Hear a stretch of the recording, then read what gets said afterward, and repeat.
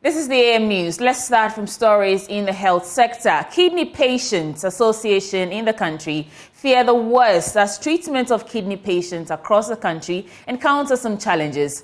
The Komfo-Anokye Teaching Hospital have had to turn some patients in need of dialysis treatment away, as it currently operates only one functional dialysis machine. Services are limited on only in-house patients.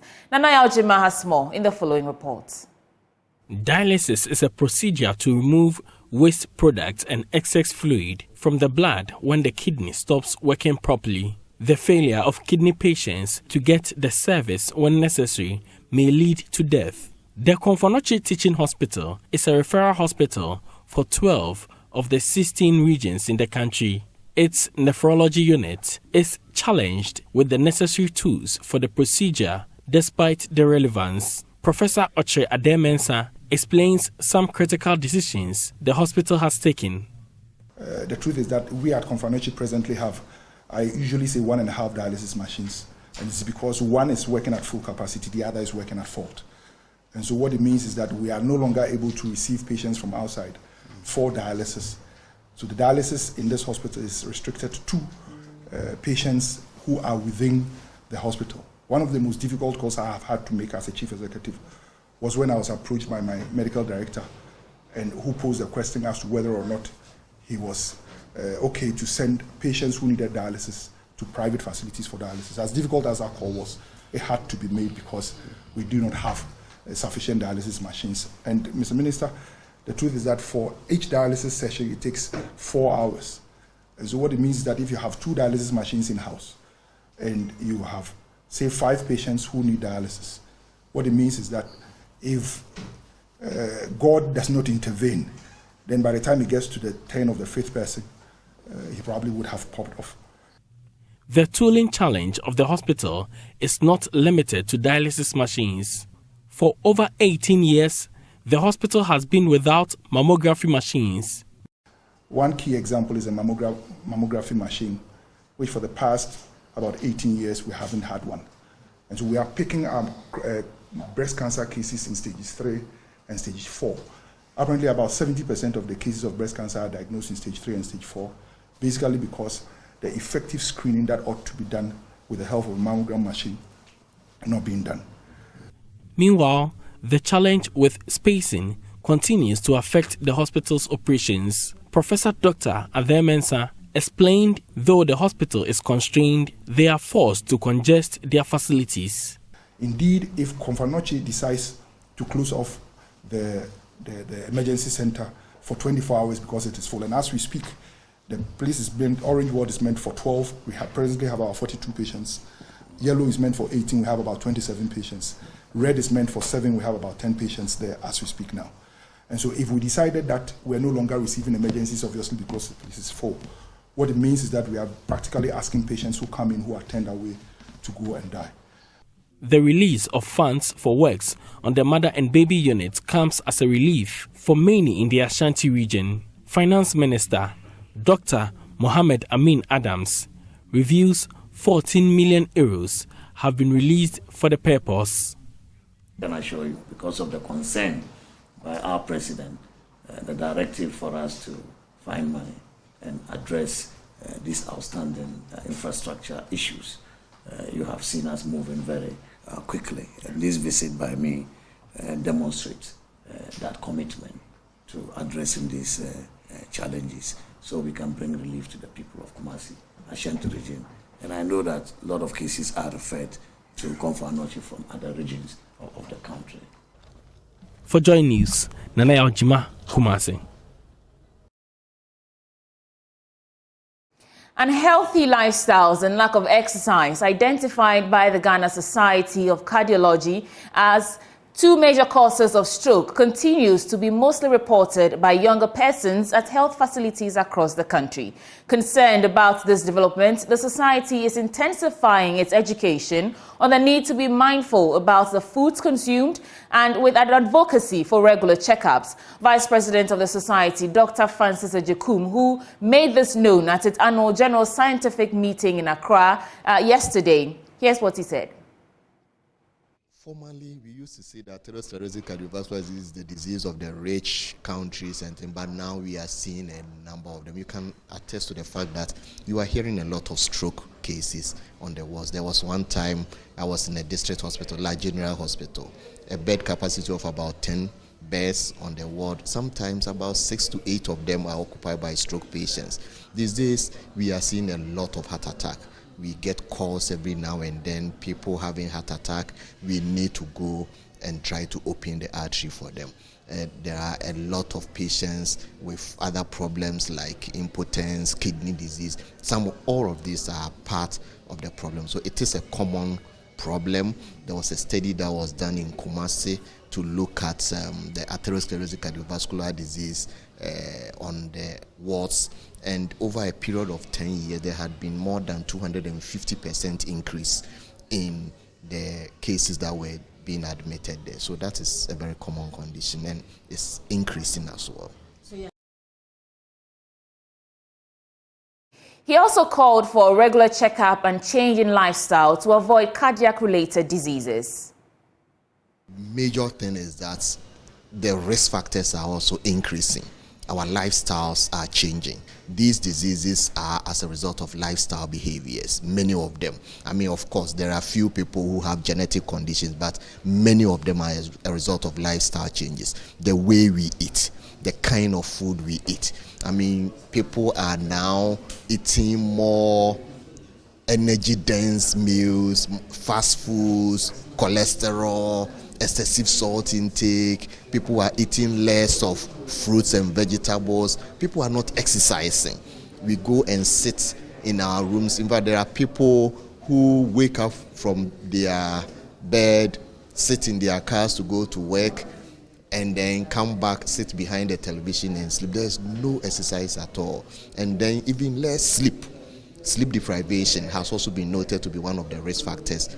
So as a society, our main interest is to be able to advocate and make people aware of these things so that we can help prevent. So we are going to educate more people in terms of prevention.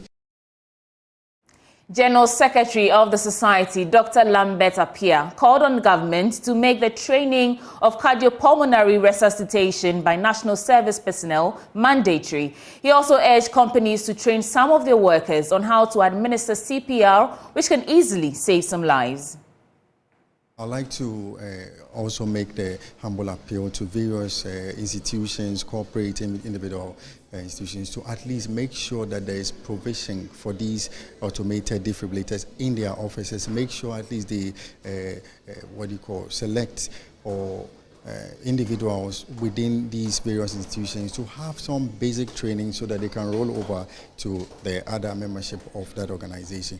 The idea is that if everybody in any institution or all institution, at least, even if it's one person, will have an idea what to do when somebody collapses from a cardiac arrest, it will be very useful, it will be life-saving.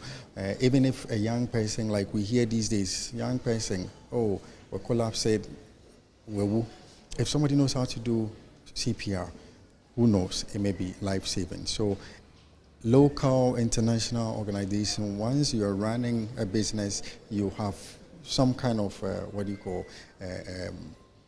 staff. The staff should know how to do CPR. So this is a humble appeal we can make to, societies and then to government to also look at that space of training service personnel in CPR. Dr. Lambert Appiah is the General Secretary of Ghana Society of Cardiology in the country. Residents in Peve in the Afajato South District of the Volta region are expected to receive improved healthcare services following the remodeling of the Community Health Center by the Korean Foundation for International Health.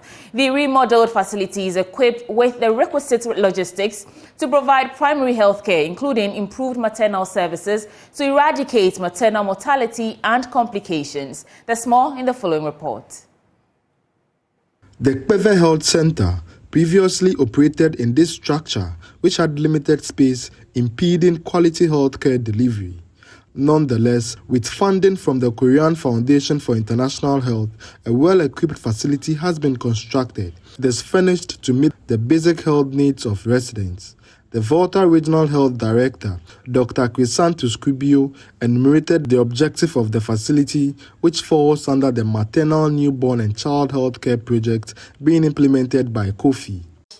The focus of the project is to improve maternal, newborn and child health care through quality improvement of health care delivery and health systems strengthening, focusing on emergency delivery and referral systems in 2 districts of the Volta region, namely Afajatu South and Hoboy. The country director of Kofi, Bomin Yang, said his outfit would continue to commit resources to expanding infrastructure in the health sector. As we move forward, Kofi reiterates its commitment to continuously support Ghana's healthcare sector. We are profoundly grateful for the cooperation and partnership with the Ministry of Health and Ghana Health Service. Today's inauguration symbolizes more than the opening of our facility. It signifies progress in our journey towards a healthier Ghana. Together, we have laid a foundation for a future where quality healthcare is accessible to all. The outgoing Deputy Minister of Health, Mahama Asay Seini, said the government has launched the network of practice to enhance healthcare delivery at the local level. The health sector has begun implementing an intervention called a network of practice, which seeks to leverage resources at the primary healthcare level to improve health services delivery. The network of practice initiatives will lead to improvement on the condition of health facilities, enhance staff capacity, community participation, and collaboration between the health facilities. The Afajatu South District Chief Executive, James Etonam Fululu, entreated Ghanaians to cultivate the culture of routine health checkups. Private traditional authorities appreciated provision of the facility by Kofi and appealed for the construction of a nurses' quarters. Fred Kwame Asari, JoyNews, Peve Old Town. Away from that, Speaker of Parliament Alban Bagbin has urged the youth to engage in politics to address their concerns without being partisan in their deliberations. Speaking at the inauguration of the Sunyani Adolescent Parliament, the Speaker lent his support to the initiative. He said it's a platform to empower youth to debate issues affecting them and engage city authorities to speed up development in the communities. Precious Temevo has more. According to the Resilient City for Adolescent project by the Global Media Foundation, GLOMETH, and Botna Foundation, the essence of Sunyani Adolescent Parliament is to build the capacity of the youth to enable them to exercise their right to engage city authorities on their concerns.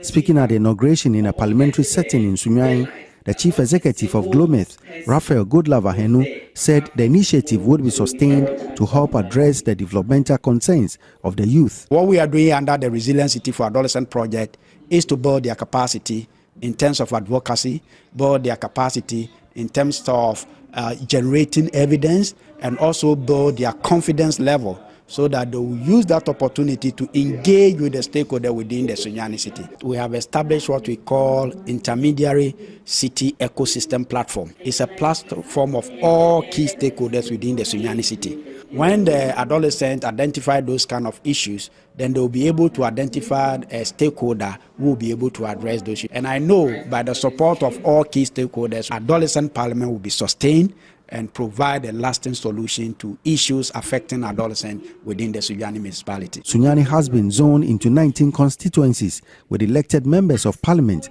and a speaker, Daniel Frimpong Sarkodie. He expressed worry about the Bono Regional Library being abandoned for over 20 years. Last time when we visited the Sunyani Regional Library, the place was full with bed bugs, cobwebs and all sorts of things. My appeal to the authorities is that they should produce electronic devices and suitable chairs and background for the children. Speaking on behalf of the Speaker of Parliament, Alban Bagbin, MP for Banda and Deputy Minority Chief Whip, Ahmed Ibrahim, urged the youth MPs to avoid partisan politics in their deliberations for solutions to their developmental concerns. The youth or adolescents have exposed the weaknesses of this current generation of leaders.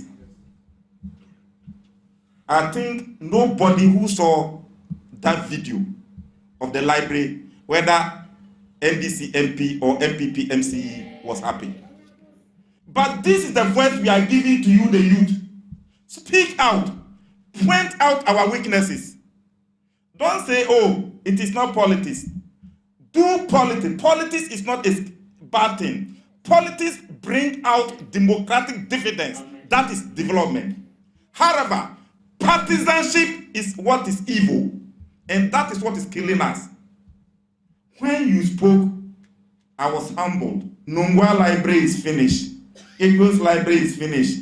The other libraries are finished. Sunyani library is there, 21 years. And this is a platform where you can come together. We, the politicians in Bono, must also come together. It is not the duty of only MPP or NDC. We must also have a common platform like this. Precious Semevo, JoyNews, Sunyani. Now, 282 persons with disabilities, including 90 former toll booth operators, have been recruited by the Youth Employment Agency in a bid to curb the high unemployment rate in the community. At a briefing in Accra, Chief Executive Officer of the YEA, Kofi Ejapong, urged other state and private agencies to create employment avenues for persons with disabilities. Government cancelled road toll collections in 2021 after introducing the e-levy. The decision affected a number of persons with disabilities who constituted a majority of the toll collection workforce. Now the Youth Employment Agency has set up regional and district disability desks, leading to the recruitment of some persons with disability as officers. Chief Executive Officer of the YEA, Kofi Ejapong, explains the initiative. It brings me immense joy to announce to the people of Ghana, through your esteemed media or platforms, that the Youth Employment Agency has successfully recruited 282 persons with disabilities possessing at least a senior high school qualification.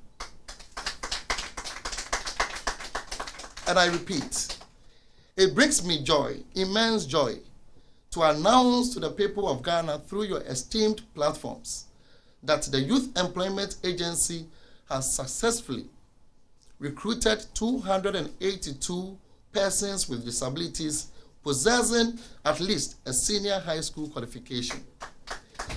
These individuals have been appointed as staff members of our agency.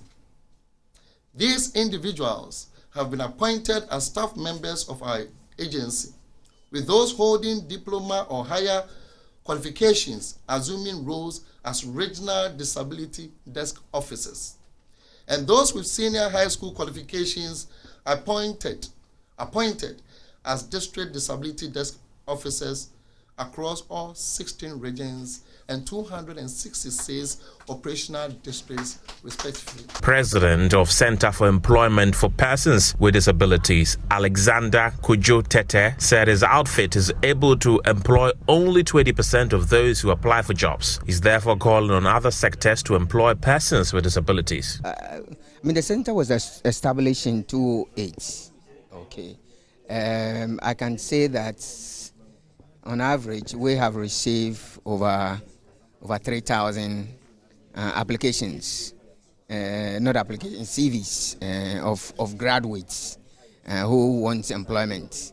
We have been able to assist only 20%. because it is not an easy job. Most employers would not want to employ disabled people. Secondly, our environment are not accessible.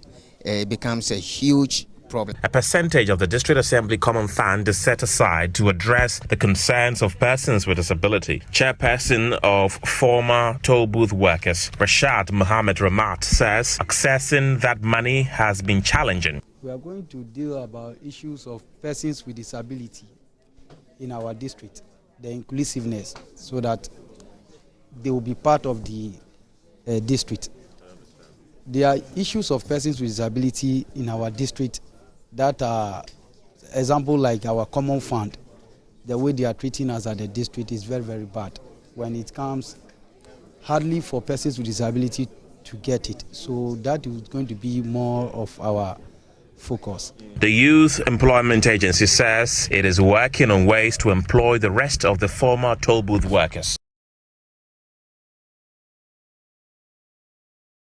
In a heartening display of corporate social responsibility, the Association of Sports Betting Operators has stepped forward to support education in flood-affected areas. Amidst the challenges posed by recent disasters, the association has taken proactive measures to aid the education sector by presenting learning materials to 939 pupils in communities ravaged by floods. Ivy Setoji has more in the following reports. The devastating impact of floods often extends beyond immediate physical damage, disrupting essential services such as education. Recognizing the importance of ensuring continuity in learning, particularly in vulnerable regions, the Association of Sports Betting Operators mobilized its resources to provide vital support to affected schools. The initiative aimed at easing the burden on communities grappling with the aftermath of floods saw the distribution of educational materials ranging from textbooks to stationery supply in Anyako in the Keta municipality, and these provisions are intended to assist children and educators in overcoming obstacles posed by the disruption of academic activities due to the disaster. Speaking on behalf of the Association of Sports Betting Operators in Anyako, the president of the group, Dr. Kobe Boateng, emphasized the organization's commitment to supporting communities in times of crisis.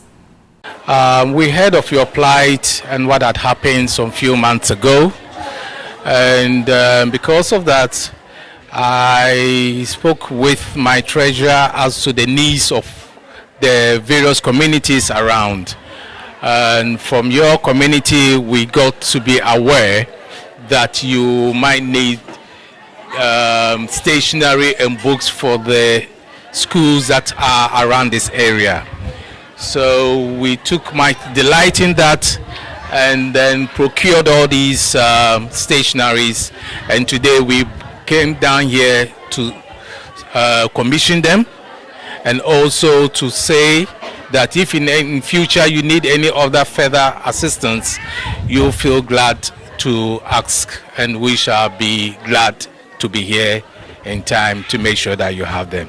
Thank you very, very much. The distribution of learning materials to 939 pupils marks a significant milestone in the association's ongoing efforts to promote social welfare and community development. The gesture has been warmly received by local authorities, community leaders, and school children who have expressed gratitude towards the Association of Sports Betting Operators for its timely intervention.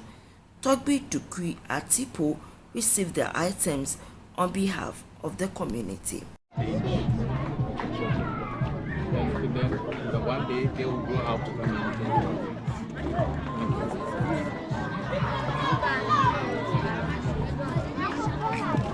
We appreciate your good gesture.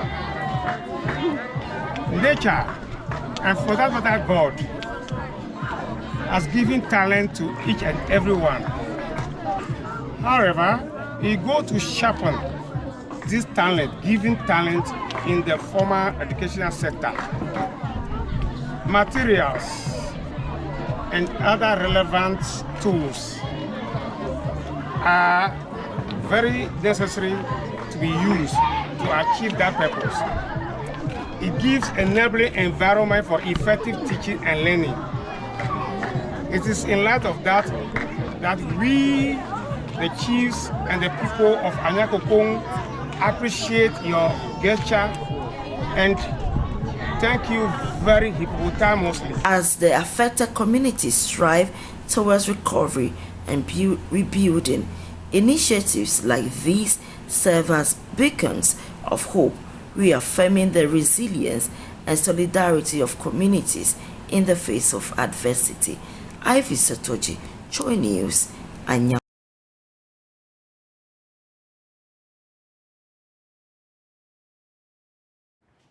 That'll be all for the news bulletin. Up next is a news review with Benjamin and I. The conversation starts now. You can join on social media from JoyNews on TV. Stay with us.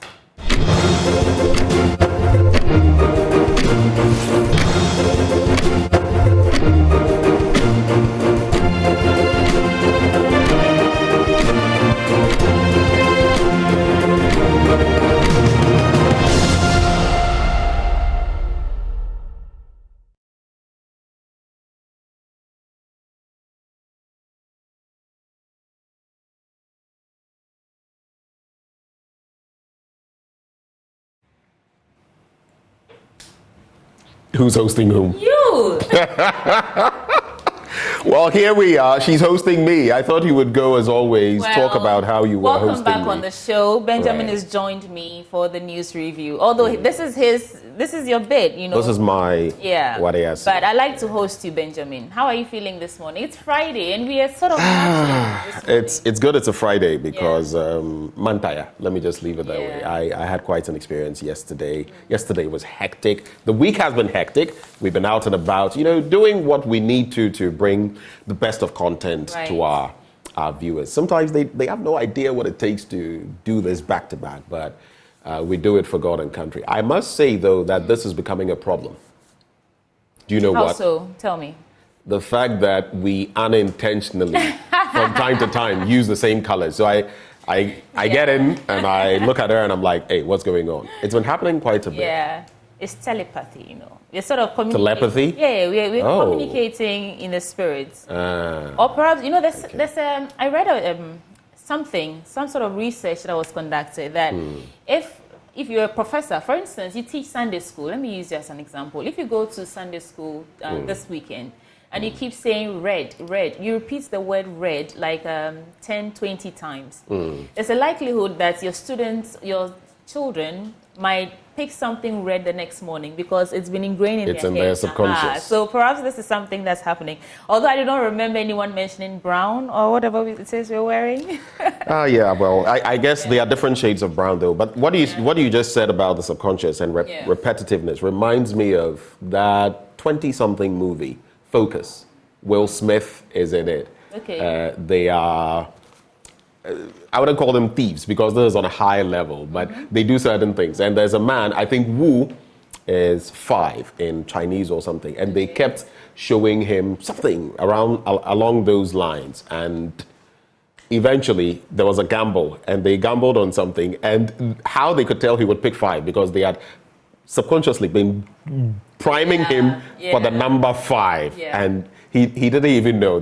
It's a movie you should check out. And I think Margot Robbins, the same one who's in Barbie, was in it. But before we get cracking, let me just let you know that Endpoint Homeopathic Clinic helps us to bring you this segment every weekday. And as always, they're offering you, if you're a man, prostate screening for free. If you're a woman, fertility screening for free. Just reach out to them at any of their branches. In Accra, they're at Spintex, opposite the Shell signboard. In Kumasi, Kronumabwe, behind the Angel Educational Complex. There's Takrade Energy State, Tema Community 22, Techiman Hanswa, and Esiamanzama. Their call lines are 0244 867 068 or 0274 234 321.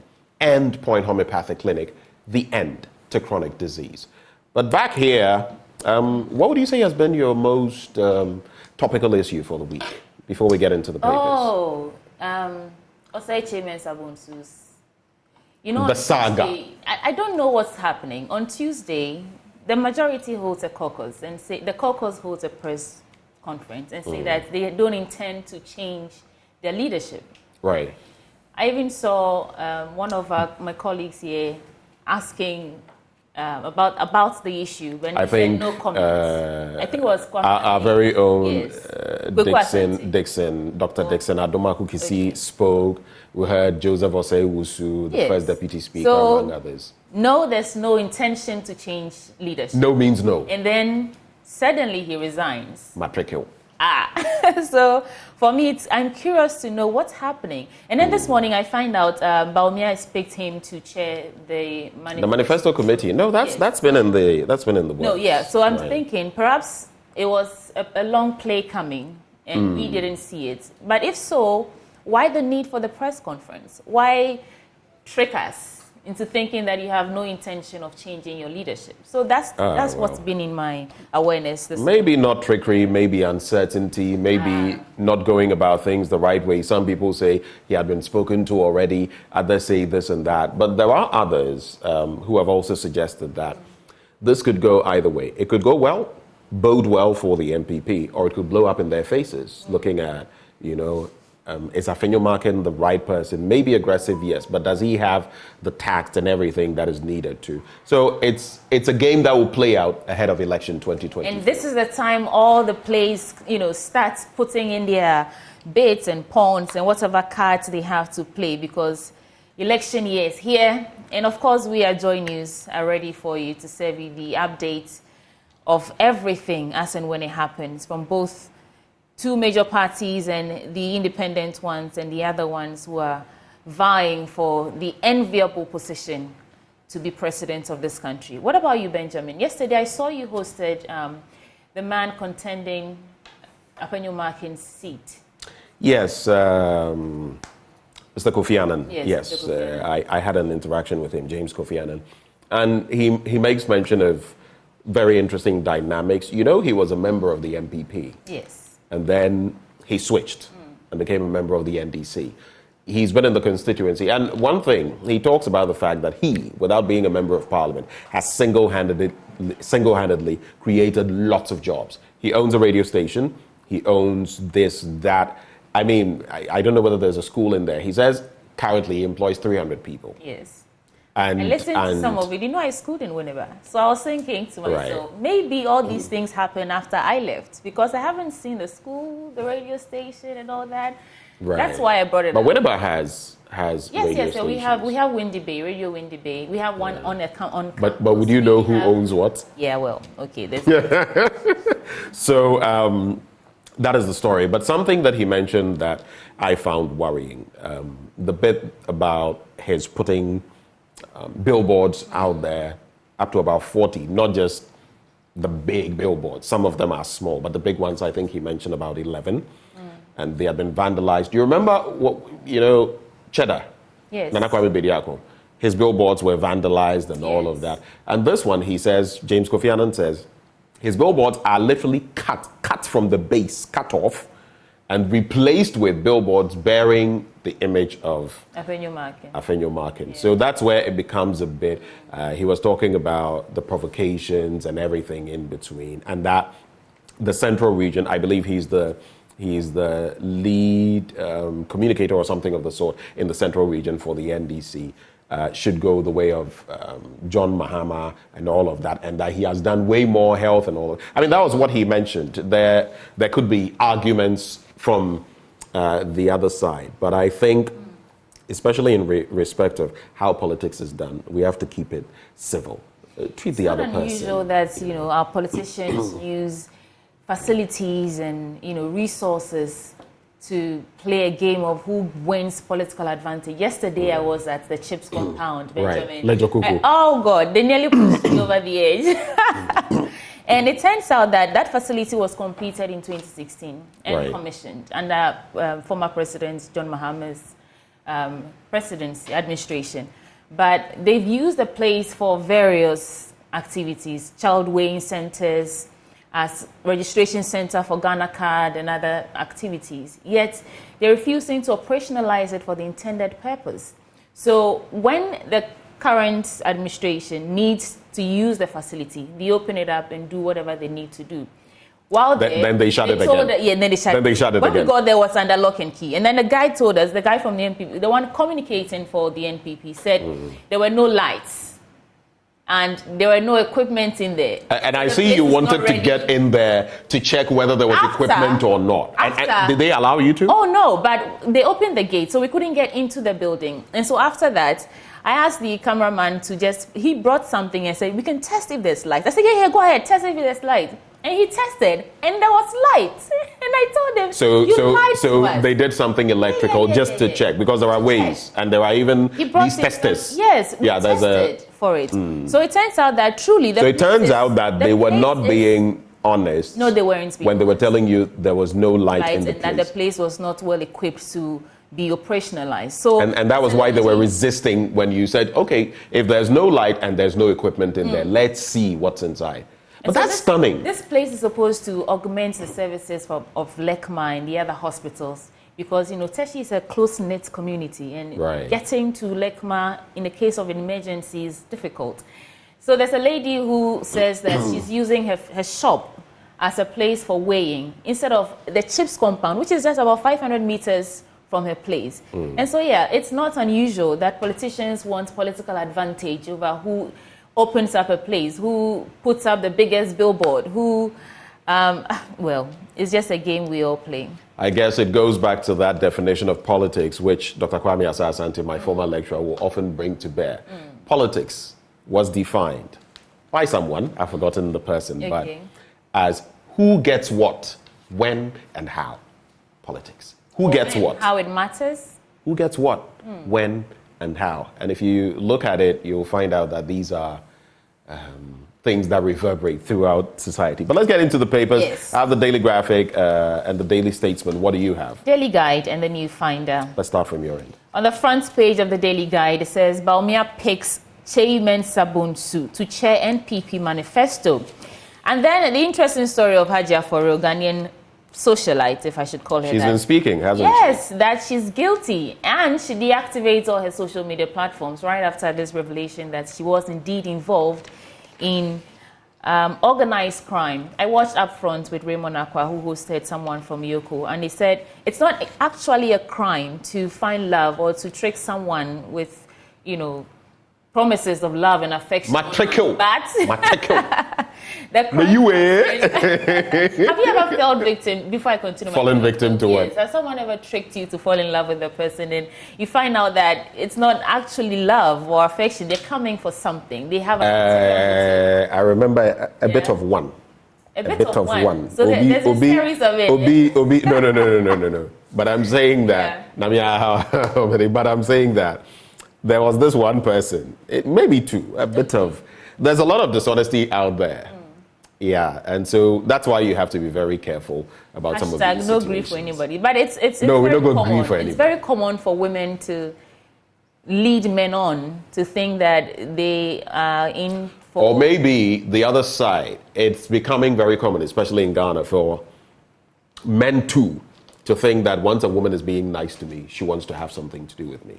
Yeah. It's also there. It's both sides. I hear of stories all the time, and you should realize that just because she's nice to you and doing this and that does not mean...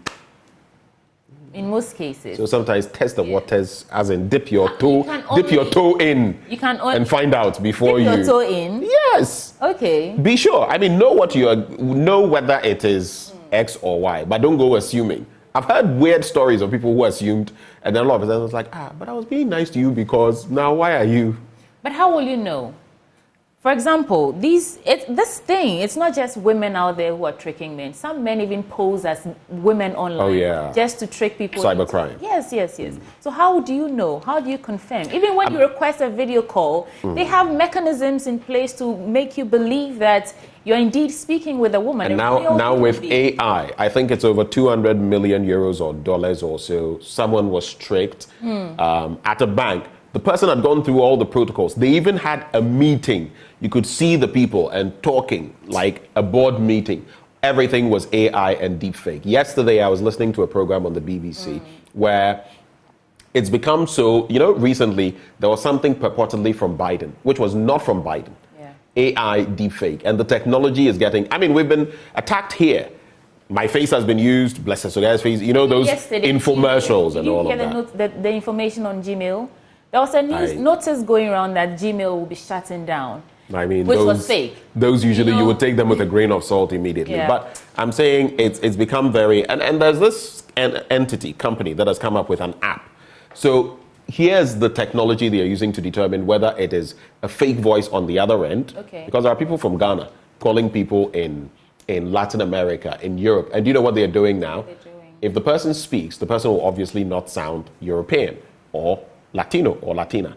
So now they are putting those through AI. So the person is in Ghana or Nigeria or wherever, and yes, we do these things, let's not pretend, and speaking, but it's coming out with an accent as though they were from. That's how much it's developed. But there's a company that, to test it, they have a process where they can test the sound, and do you know what they are using? Your pulse. So if there's no pulse, it's a robot, it's automated, it's AI.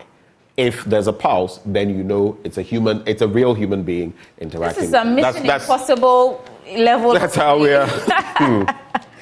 They used to do, I'm starting to believe that everything we see in movies, the technology, the advancement, the time will come when these become our reality.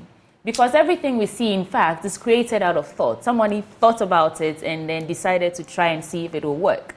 So there was a time that you can only watch stuff like that in a movie, James Bond and Mission Impossible, and we're doing it right now. So right now you shine your eye, because this year we no go, no green for anybody. All right, so let me do the story on Bawumia's pick. So, Bawumia picks JoyNews Bonsu to chair MPP Manifesto. The flag bearer of the New Patriotic Party, Dr. Mahmoud Bawumia, has set up a manifesto committee for the 2024 general election, which is chaired by former Majority Leader Osei Mensah Bonsu. Mensah Bonsu reportedly resigned as Majority Leader of the 8th Parliament following a marathon meeting with President Akufo-Addo, members of the Majority Caucus, and national officers of the NPP at the Jubilee House on Wednesday evening.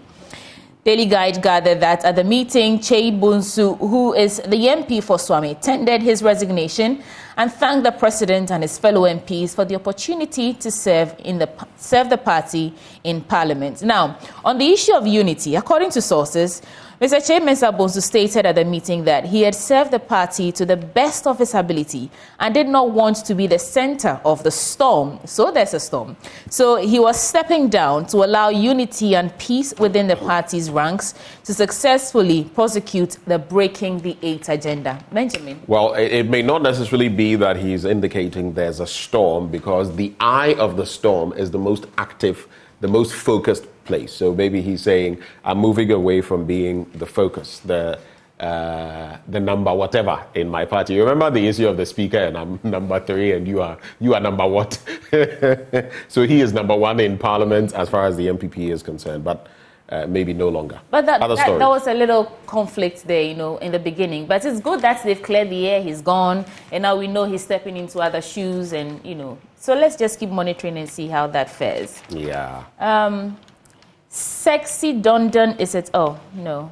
Ex-council of member states, 3 others cited for contempt. The story is on page 3. But why did you move away from the Sexy Dondon story? Is a terrible guy, because now I don't know who Sexy Dondon is. He's the one who supposedly, per what we are gathering now, murdered JB Dankwa-Edu. You remember the member of parliament who... Sexy Dondon has always been in the picture, together with some other person, but now the latest stories point to the... maybe you could just give us a bit of that story. Well, the retired police officer has described Daniel Asiedu, alias Sexy Dondon, as a terrible person who's capable of killing JB Dankwa-Edu, the then member of parliament for Ibuakwa North in the eastern region.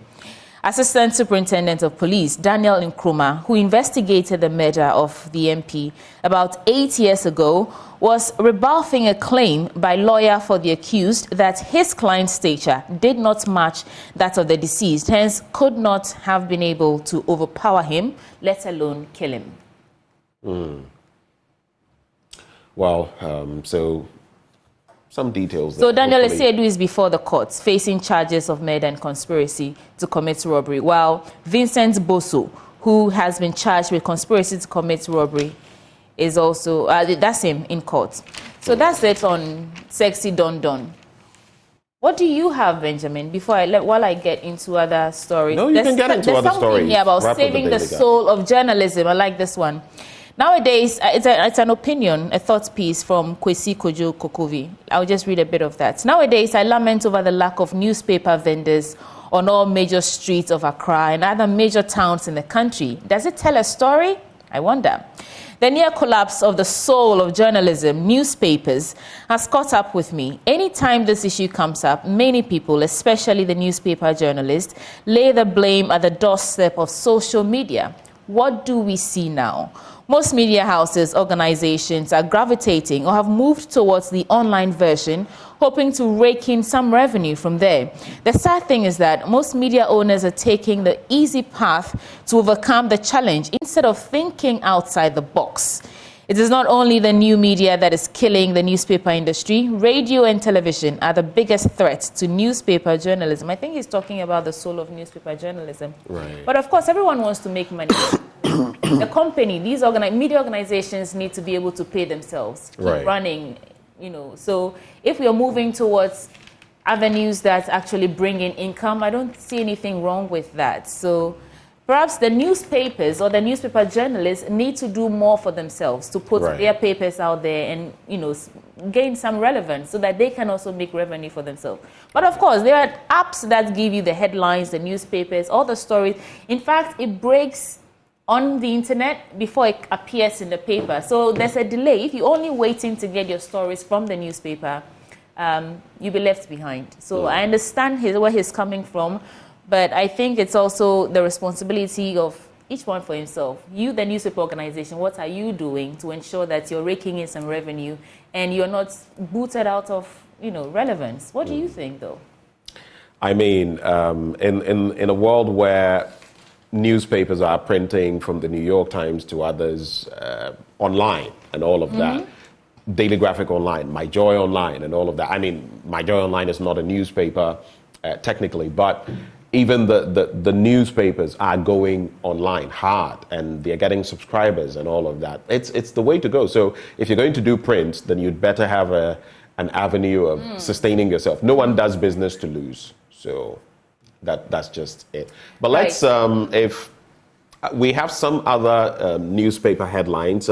We have the Daily Dispatch. Maybe we'll start with the Daily Dispatch. Look at what the Daily Dispatch has to share with us this morning by way of the headlines. There's the Chronicle, the Weekend Crusading Guide, and the Finder as well. All right, so maybe I'll start with the Daily Graphic newspaper. That is if you're done with the Daily Guide. Yes, okay. I am. So 6 years after completion, Ho Airport ghost town. YEA employs 282 PWDs, include former toll booth workers. And Banda constituency, home of potential resource development. On the back page, Ministry of Food and Agriculture to construct small earth dams, rehabilitate irrigation schemes. And policy to guide research in Ghana in the offing. We're still doing dams, huh? Okay. Anyway, so the Ho Airport, developed to boost the economy of the Volta region and adjoining regions, is still idle after nearly 6 years of completion. A visit to the facility last Friday indicated that the airport was in good shape and being well maintained. However, since Passion Air halted operations on the Accra route in March 2022, the airport had almost become a ghost town, begging to be rejuvenated to generate revenue that could help defray the $25 million debt or loan secured for the project and settle other operational costs such as utilities. So that's information sourced from the Ghana Airports Company Limited, showing that about 2.42 million Ghana cedis had been spent to maintain the facility in the commercial operations while they had been halted. So that's the they are story working there. to get it operational. Pardon me. So I'm saying they are working to make sure that it's operational. Yeah, but you see, it goes again to the cycle of business. You have an entity like this, and it's basically been left to, before you realize, it starts to rot because you can't maintain forever when there's practically nothing happening. And then it doesn't become self-sustaining. There are no IGFs. It becomes a problem, and eventually we stop putting money there and it starts rotting. Yeah. It's a vicious cycle. We've seen the telltale signs. Let's stay away from it. YEA employs 282 PWDs, include former toll booth workers. Now, the Youth Employment Agency has offered employment to 282 persons with disabilities. They include persons who previously manned toll booths across the country. And those are the stories there. On the international front, I'll just give you the headlines and move. So Gowon calls for lifting of ECOWAS sanctions. Former Nigerian head of state Yakubu Gowon, one of the founders of the ECOWAS, has called for the lifting of sanctions on coup-hit countries ahead of an emergency heads of state meeting in the region. So, you know, the likes of Guinea, Mali, Burkina Faso, Niger. He's saying lift the sanctions before, you engage and all of that. I think that makes sense. It's a step in the right direction. Okay. Kenya scraps entry fee for South Africans, several other foreign nationals, and era of peace in Europe over. That's according to Ukraine. Oh, that reminds me. Tomorrow will mark 2 years since the Russo-Ukrainian war started. The Russo-Ukrainian war that the MPP administration has used as a whipping boy together with COVID-19. So it started on February 24, 2022. And tomorrow is going to be February 24, 2024. 2 years. 2 years later, it's still very. It's still raging. In fact, just yesterday there was more, altercations between the two. But some Ukrainians say this is actually 10 years, not 2 years. Oh yes. If you take it back to 2014 and the attack and usurpation of Crimea, so they say it's been going on for 10 years. Yeah. Other stories? Yes, Ghana and Bahamas signed visa waiver agreement. So the Ministry of Foreign Affairs and Regional Integration has officially announced the signing of a visa waiver agreement between Ghana and the Bahamas. The significant development was communicated through a press release dated January 31st, 2024, issued by the Embassy of the Commonwealth of the Bahamas, targeting the general public, key Ghanaian aviation authorities, airline companies, and related services. Now, the agreement marks a milestone in strengthening cooperation between Ghana and the Bahamas, two nations with shared interests rooted in a common history, culture, and identity. Do you want to go to the Bahamas, Benjamin? Oh, it's one of the places that I do want to go to at a point, definitely. Yeah. It also reminds me of, I think it's Barbados, where Dr. Miles Monroe, of blessed memory, I think that's where he was from.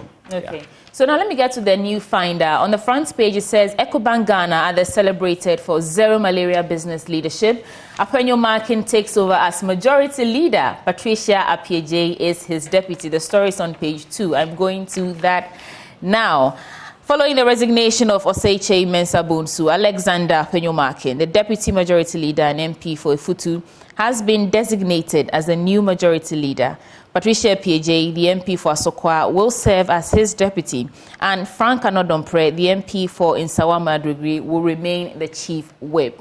Congratulations to Appenyo Markin. And then Majority Caucus cannot appoint leaders without party. Speaker Bagbin says, okay, that's interesting. The Speaker of Parliament is saying that the Majority Caucus in Parliament does not have the power to freely appoint its leaders without the consent of the political party overseeing the process. He said the political party had a crucial role in guiding and influencing the selection of leadership within the Majority Caucus. This explanation comes when reports indicate the ruling party is planning to change. Okay, that was before we know now that Oseiche Mensah Bonsu has been moved to somewhere else. Now, when you go into, it says MPP 2020. He's been moved to chair the manifesto committee. Yes, so he's resigned willingly, I should add. Yeah. So very willingly. Whether coerced in that meeting or not, we don't know. All we know is that he said he resigned willingly. All we know is that there was a resignation. Yes, and it was it came from that meeting. And there was that no we had arm at the twisting. Jubilee House.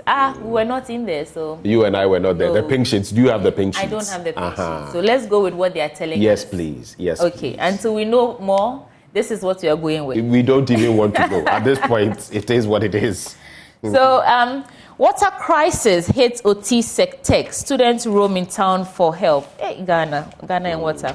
The OT Secondary Technical School is experiencing water crisis, which has compelled hundreds of the boarding students to roam nearby neighborhoods in search of water.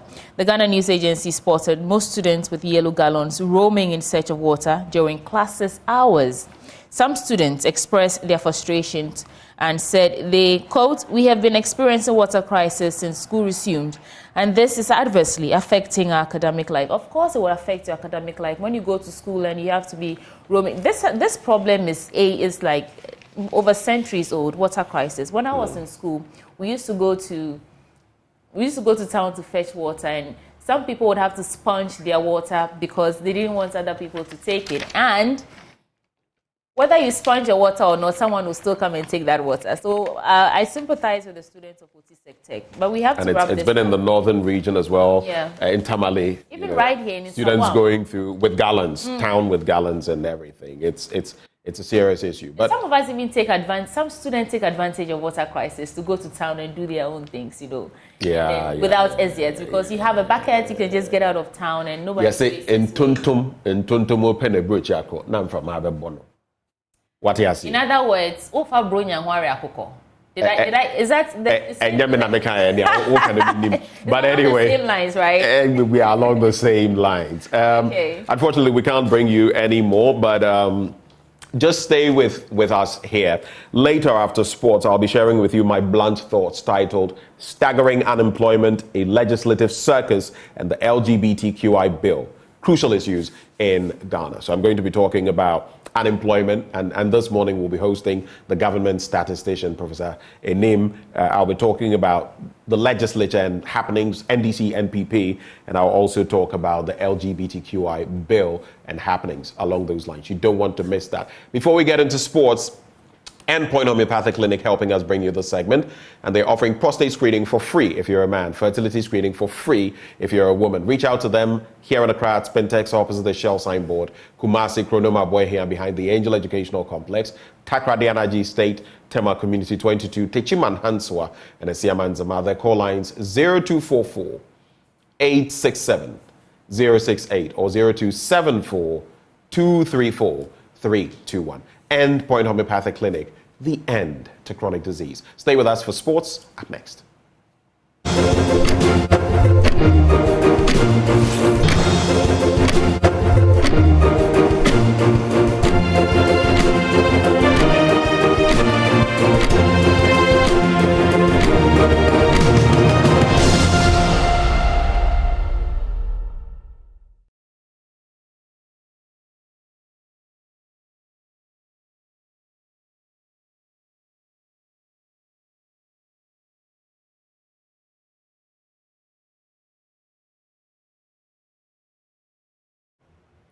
Good morning. Let's do sports now on the AM show with me, Muftau Nabila Abdullahi. As the Black Queens gears up for that Olympic qualifier later today at the Accra Sports Stadium against the Copper Queens of Zambia, their outstanding bosses that almost marred the game have been fully settled by the Ministry of Youth and Sports.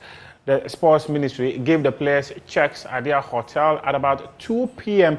on Thursday, pay information available to Joy Sports. We also understand that the players' outstanding per diems, as reported by Joy Sports on Thursday, have been fully settled by the Ministry of Youth and Sports. So the players are now full of smiles as they walk to the bank with heavy checks to clear about $7,500 each, which was the total amount owed each player by the Ministry and the Ghana Football Association.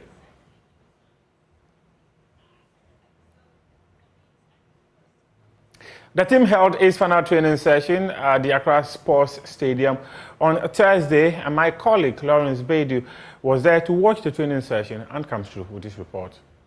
The Queens will look to make another step closer to achieving their Olympic ticket with a game against Zambia on Friday. All 23 players were involved in the team's final training session at the Accra Sports Stadium on Thursday. After overcoming challenges in Guinea and Benin, the senior women's national team will look to control the threat of the Copper Queens. Ghana's head coach, Nora Hapto, acknowledges the task ahead in their third round of qualifier and says that the girls are ready for the next step. Well, we face the third round in Olympics and we have a home game. Zambia, of course, is a big opponent. They have been on the World Cup. They played 21 games last year. They have good individual players, so I think they must win. And we want to win. And we want to face the top individual players, of course, with a top team. This is our credo for tomorrow. And we are working properly this week and excited that we can start tomorrow. One player who has dominated this week is Charlton Athletics Frida AC, who looks certain to get into the team starting lineup for the game. The Swiss trainer believes the English-born Ghanaian is keen to represent the Black Queens. Yes, we are most proud that we have with Frida the next player in on the mission Volta step by step. We work in to find also Ghanaians. Frida is from England but has ancestor from Ghana and she's proud to play for our country. This is the basic thing they need to bring. She's a very good footballer. As soon as she has the ball in the foot, the game will start. You hopefully will see tomorrow.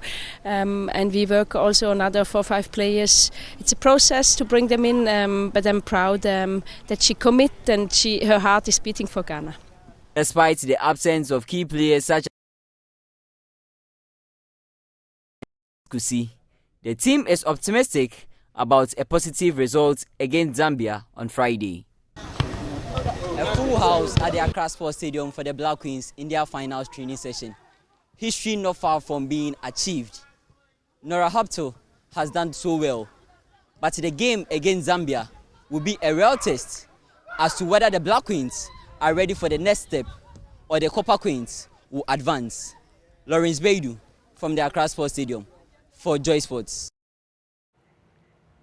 And now let's go to Kumasi, where the CAF Champions League group stage game involving Midyama SC and Al Ahly will be happening later today. The technical director of Midyama SC, Evans Adote, has been speaking ahead of the game, and he says that they will not underrate Al Ahly. My main focus is on the field of play. Okay, maybe using my strength against them, talking of tiredness or whatever. Well, I don't know. We are ready for tomorrow. This is the date scheduled for the game. We are ready for tomorrow. Should maybe CAF postpone the date, fine, we'll go to the situation. But all that I know is we are playing against Al Ahly tomorrow. We are not going to underrate the position. We want to make sure that, like you said, the 3 points is very important for Midyama. Preparation, since preparation, we've engaged 3 opponents. And as I speak, I'm 70-80% sure that my team is ready for Al Ahly tomorrow. So it's gone. It's not more part of the team. And I told you, a new coach has taken over. He knows how the situation looks like. As I speak, this has been a discussion we've been going through. And Nebo is sure that we also somebody is there, or we have other 2-3 attackers to maybe step in the shoes of Suwa. Let's hope tomorrow Midyama come up as victors. That is my motive for the game tomorrow. On Wednesday, the MPP released a list of its members of the manifesto, and they were tasked to review that of the 2016 and 2020 manifestos and put together a manifesto for the 2024 general elections. Well, former Ghana captain Asamoah Gyan was named as the man who will be the team lead on the subcommittee for for Youth and Sports. And he has taken to social media to react to his appointment as a part of the committee. He says, when I look back at my career, my highs, my lows, my failures, and my success, I think I have enough experience and the techniques to contribute in sports. I always ask myself, how do we create change if we don't want to change? How do we spectate without being on the bench? And how do we score without being on the field? He further went on to say that, how do we pass on the baton to the next generation if we don't share our experience? How do we achieve without a clear path ahead? I believe that with a collective experiences, we can orient the next generation to do better than what we did. We can give hope where hope is lost, and we can inspire when all hope seems lost. And this is the final part of his message, where he said, all I know and will ever know is, and then all I love and will ever love is sports. So let's join hands and sharpen the path and the future of sports. So let's inspire, hashtag let's teach the youth, hashtag GH Sports. That is Asamoah Gyan, former captain of the Black Stars, Ghana senior national team, reacting to his appointment as a member of the subcommittee for Dr. Mahamudu Bawumia's manifesto for the 2024 general elections. Now let's do African Games 2024. The Minister of Youth and Sports, Mustafa Yusuf, he says that Ghana wants to leave a legacy at the end of the Games. I believe that by the time that all medals are won, and by the time the curtains are drawn for the African Games Accra 2023, we shall all have a huge legacy to show in the quality of our human resource in the Ghanaian media industry. Also, the experiences of covering these great events right here home without traveling is priceless, which both experienced and upcoming journalists should cherish.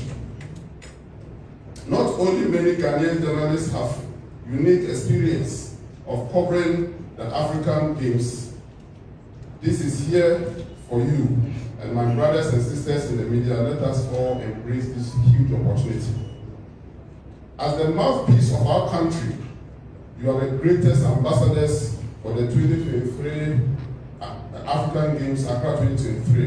And I want to appeal to all of you, my good friends from the media, to join us deliver the best African Games in the history of our continent.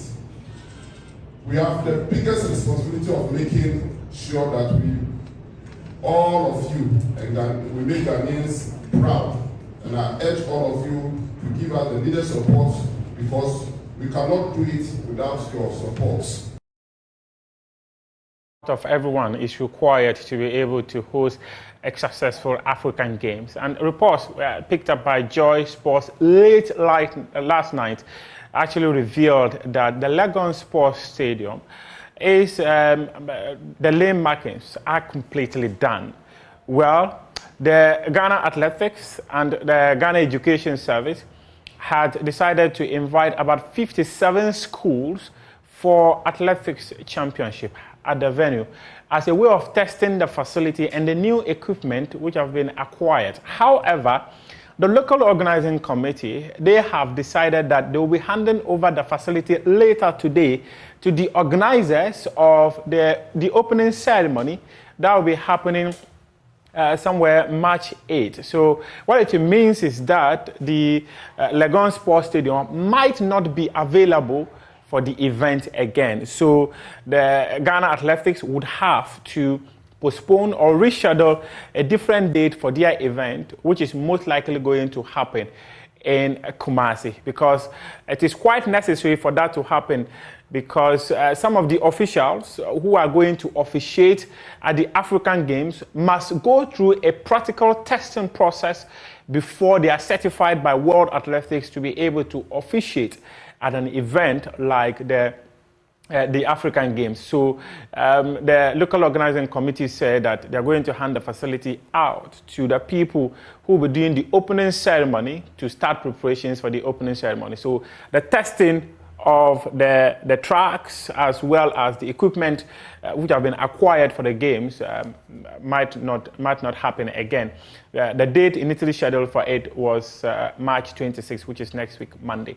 Let's take a look at some fixtures in the Ghana Premier League as the competition makes a return this weekend after taking a break for the African Cup of Nations, where Ghana produced some of the worst performances of the senior national team by exiting at the group stage for the second consecutive tournament. So Heart of Lions, they will come up against Kumasi Asante Kotoko. Accra Hearts of Oak will play Real Chamale United. Bechemi United, they will play Inshuatreman. Karola United will play Legon Cities. Bofuako Tano will play Great Olympics. Bibiani Gold Stars versus Brekum Chelsea.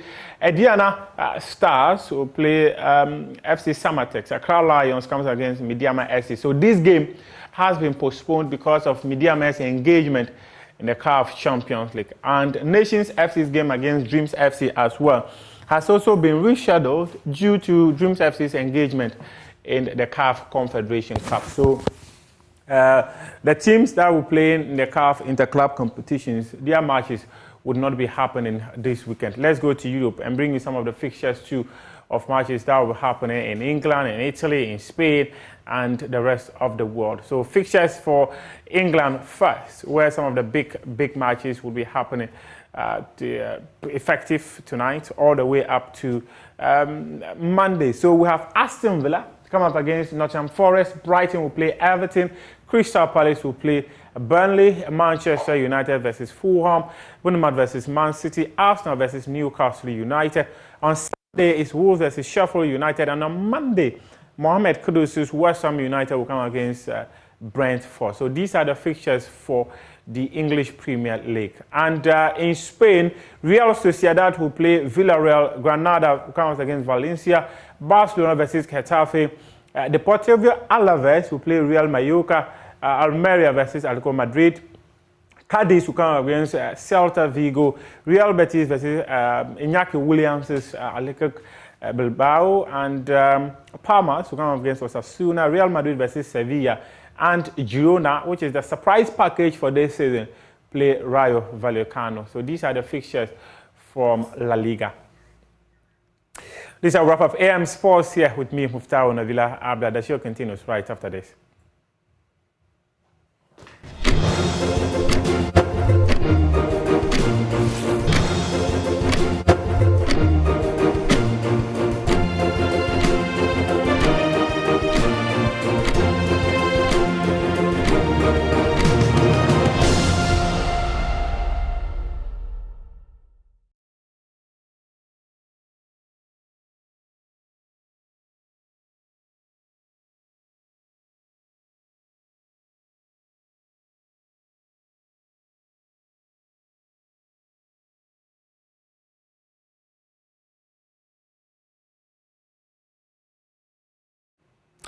Ghana 4, welcome back on the AM show. I usher you swiftly into, well, you know what it is, blunt thoughts for today, this Friday morning.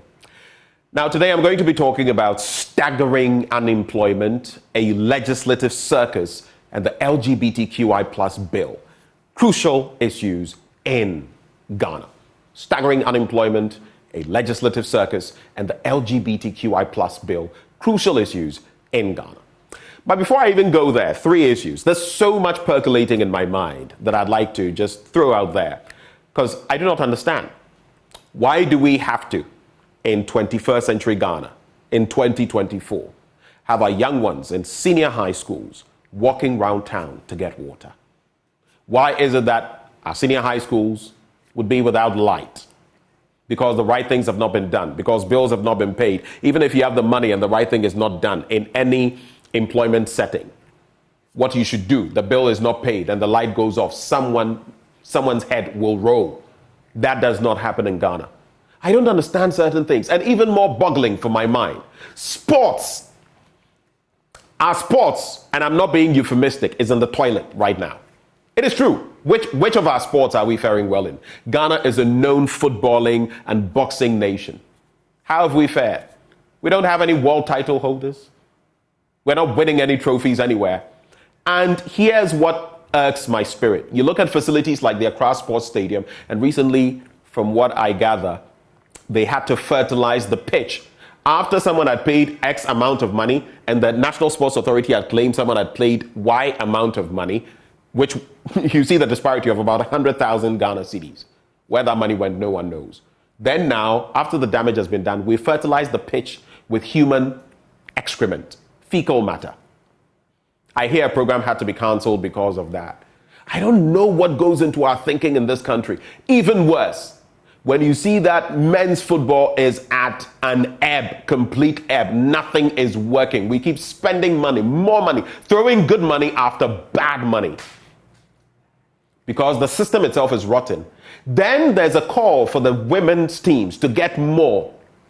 And then you hear voices like Gift Yowari Mensah, who is chair of the Black Queens Committee or something, coming to say, oh, half a loaf is better than none, so we should focus more on the Black Stars because the brand, for branding purposes, we look at the Black Stars. You know, sometimes they say that men are their own enemies or women are their own enemies. I don't subscribe to that, but sometimes they are. Because of women. Some of us men are fighting for the women who now are chasing what? Some $7,000 or so dollars, when the men, look at what we give them. One is bringing you laurels, performing. I was looking at, is it Hout or something, the Black Queens coach, and what she's been bringing, how many games won. She's lost one game. Yet look at our stars. So I just wanted us to reflect on some of those matters this morning. Ehame, it irks my spirit, and I had to put it out. But today I'm focusing on those three matters very quickly, and we'll be out of here. Starting with unemployment. Now, there are some things that, you can hide, you can lie about, but eventually the facts, the figures will expose you, right? Unemployment pool 2023 third quarter, we're looking at a staggering 1.85 million Ghanaians who were unemployed. And these figures, of course, are estimates. So when you look at the real, it could be way more. Next slide. Then with that gap, the big MPP plan, or the big plan of the MPP, Manifesto, Baumier's speech, he says 2.1 million jobs have been created between 2017 and 2022. Now do the math. Unemployment and underemployment are on the ascendancy, and I'll get to that. But 2.1 million jobs have been created. However, there's a 1.8 million gap. I don't know how that adds up for you, but someone somewhere is not being honest. Next slide. Now, if you look at the trajectory, unemployment rates trend 2010 to 2023, 13 years. 2010 it stood at 5.3%, 2015, 11.9%, 2021, 13.4%. So look at the increment, incrementally. 2022, 13.63%. 2023, that is quarters 1 to 3, 14.73%. Next slide. But then if you look at the unemployment pool, it becomes even more of a concern. At the tertiary level, you are looking at 22.3% unemployed. At the tertiary level, that is basically more than 1 in 5. Secondary level, 48.8%. Other levels, 28.9%. You add everything together, it doesn't paint a good picture. Next slide. Now, if you look at the rate in terms of Accra and Kumasi, there's a telling picture created there. Accra represented by the blue lines, Ashanti represented by the curry or brown lines, national rate represented by the white. Now, you look at the national rate and you would see a certain trajectory. It dipped, but since then it's been going higher, with the highest we've seen around quarter 1 of 2023, 14.9%. But interestingly, you look at the Ashanti region, spike from 14.2 to 20.2 in 2022, quarters 1 and 2, and then a decline, and since that time it's been on the ascendancy. But in the greater Accra region, it's even sharper. 17.7% 2022 first quarter. It shot up to, it went down to 17.10%, shot up to 20.7%, and has been on the ascendancy since, with a high of 25.7% as of 2023 in that third quarter. Next slide. So that's that on unemployment. My point being that the facts and figures do not are not commensurable with some of what we're told from time to time. And I think it's high time our politicians, past, present, took us more seriously. Because the unemployment rate, you go out there, go by Abelinkpe, go to fire service today, right now. You see people starting to queue. You see long queues. What do they want? They want to go to Canada. Yeah, yo, money, yeah. A man for betnaha. After all, CSA, yetisikaso. That's what you should ask yourself. Now, Ghana's LGBTQ bill, it's something else I did mention I would speak about. The thinking is, according to Afenyo Markin's argument, substitute imprisonment for community service. Next slide. But that, of course, has been poo-pooed, jettisoned, and he was saying jail term could worsen individuals since the act is behavioral. He does have a bit of a point there. He does. Jailing a person for sexuality is not the solution, and the bill is likely to resurrect the criminal libel law. I disagree with him on that, but it could indeed worsen some individuals. But you could say the same for everyone else who goes into prison. So I don't know, but I am for some more mechanisms for non-custodial sentences. Our prisons are bursting at their seams and all of that. So to some extent, I agree with him on the first point. But next slide. Shall we go to the next slide? So there. The global perspective, though. If you look at the number of countries in terms of having any jurisdictions when it comes to LGBTQ. 65 countries have jurisdictions that criminalize LGBTQ. 12 of them have jurisdictions with death penalties inclusive. And 14 are countries that criminalize expression of transgender status. That's according to Human Dignity Trust. And those are the metrics there, in case you didn't know. But let's come home. Let's look at some of the facts and figures. Out of the 54 countries in Africa, 31 of them are countries that have laws against LGBTQ. 31. 21 are countries that have criminalized the act out of the 31. And another 21 are countries that have custodial penalty sentences. In other words, you go to prison. It's not non-custodial. You'll not do anything else. You go to prison. That's it. Let's go to the next slide.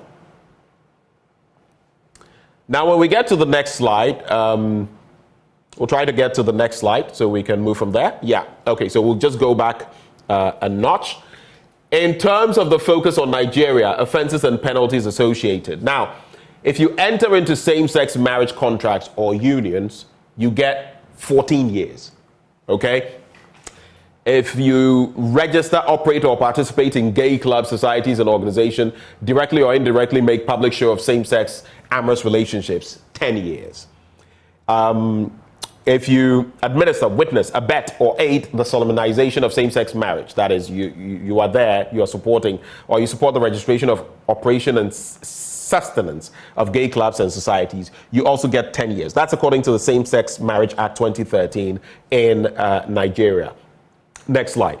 So that makes you see, of course, according to our penal code, section 347(1), that is Cameroon, actually, 6 months to 5 years imprisonment and a fine of CFA of 20,000 to 200,000 if you are convicted for sexual relations with a person of the same sex. So this is just to, next slide, this is just to create a scenario, the dynamics in other jurisdictions and what is happening there. All right, so what that means is that in our case, we could decide, you don't necessarily have to follow blindly, but we could decide, contextualize it, how we're going to go about it, protect everybody, but still, whatever we want to do culturally, socially, we actually get that done. One thing though, it's going to be tricky for President Akufo-Addo around this time. You know why? Because if this bill is passed, or some would say when it is passed, the question is, will he sign it? Some have said that it comes with certain consequences. That's going to be a tricky bit, putting pen to paper on that issue. But to conclude, I'm going to look at, like I said, the legislative circus going on. Let's go to the next slide. Now, if we look at what exactly is happening, the latest shakeup, the story so far, Joe Osei-Wusu, the first deputy speaker, said the majority caucus had not made any changes to its leadership, that the caucus had not contemplated making any changes. 1, it had not made any changes. 2, it had not contemplated, not thought of making any changes to its leadership. Such publications should be ignored and the status quo should remain. The words of Joe Osei-Wusu, the gospel according to Joseph Osei-Wusu. But let's go to the next slide.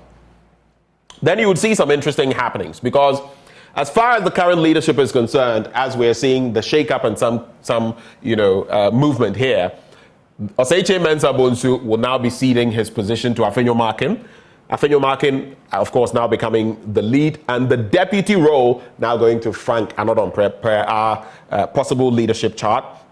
Lydia Al-Hassan giving way. She's been made minister as of this point. And then the first deputy whip position going to Patricia Aptieje, and then Habib ceding his place, second deputy whip, to Alex Tete. That's the tail of the tape. That's what our projections are, some of which have been confirmed. Next slide. So we'll quickly get to that next slide. But interesting perspective, because you've heard the speaker speak about the fact that the caucus is the party. The party, basically, I'm not putting out verbatim what he said, but the party, even per the new standing orders, it has some clout as far as this is concerned. Others feel that is not the case, looking at the wording of the standing orders. But the speaker is there, and Parliament also interprets its own situation. So you look at what has happened, the political party influence in Parliament, the minority caucus. 3 or 5 leaders reshuffled. You remember what ushered in Dr. Kassila to Forsen. And those who were reshuffled 3, those maintained 2 at the time. And now we have what has happened in the MPP as well. Next slide. I do not know what that will mean, basically, for our politics going forward in the 9th Parliament. But to wrap up the conversation, political party influence in Parliament, again, fallout from the NDC's parliamentary reshuffle. We saw aggrieved supporters of Haruna Idrisu giving the NDC leadership a 24-hour ultimatum to rescind their decision. A group called the Concerned Dagban Youth accused the leadership of the NDC of engaging in tribal machinations, and 50 to 60 minority MPs disapproved of the changes made by the NDC's leadership in Parliament. The question is, now that this is happening in the MPP as well, will they be able to mend or heal as quickly as they need to ahead of election 2024? I want to believe even the NDC still has some bubble in there as far as their shift from way last year. All of these political dynamics are out there, but only time will tell. All I will say this year, make you no grieve for any politician who go try deceive you. Shine your eye. You see me, so shine your eye, because Charlie, a fawa, that is it. Let's open our eyes, especially to young voters out there this year. Open your eyes, follow the issues, vote based on issues, not because of where you're from, not because someone is adheres to your religion. Vote based on your head and your conscience. My name is Benjamin Akakpo. These are my blunt thoughts shared with you, raw, hot, unedited, undiluted. God bless Ghana and make her great and strong.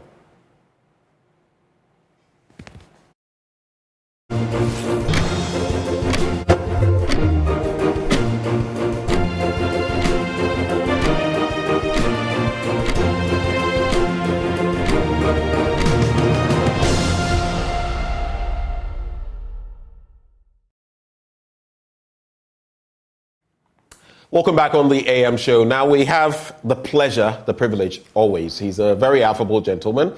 And usually when we call, he would be here with us unless he is too tied up.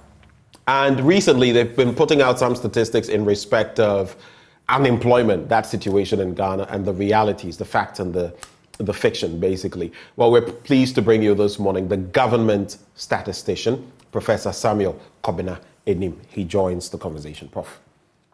Good morning. Whatever we call, we respect you for that.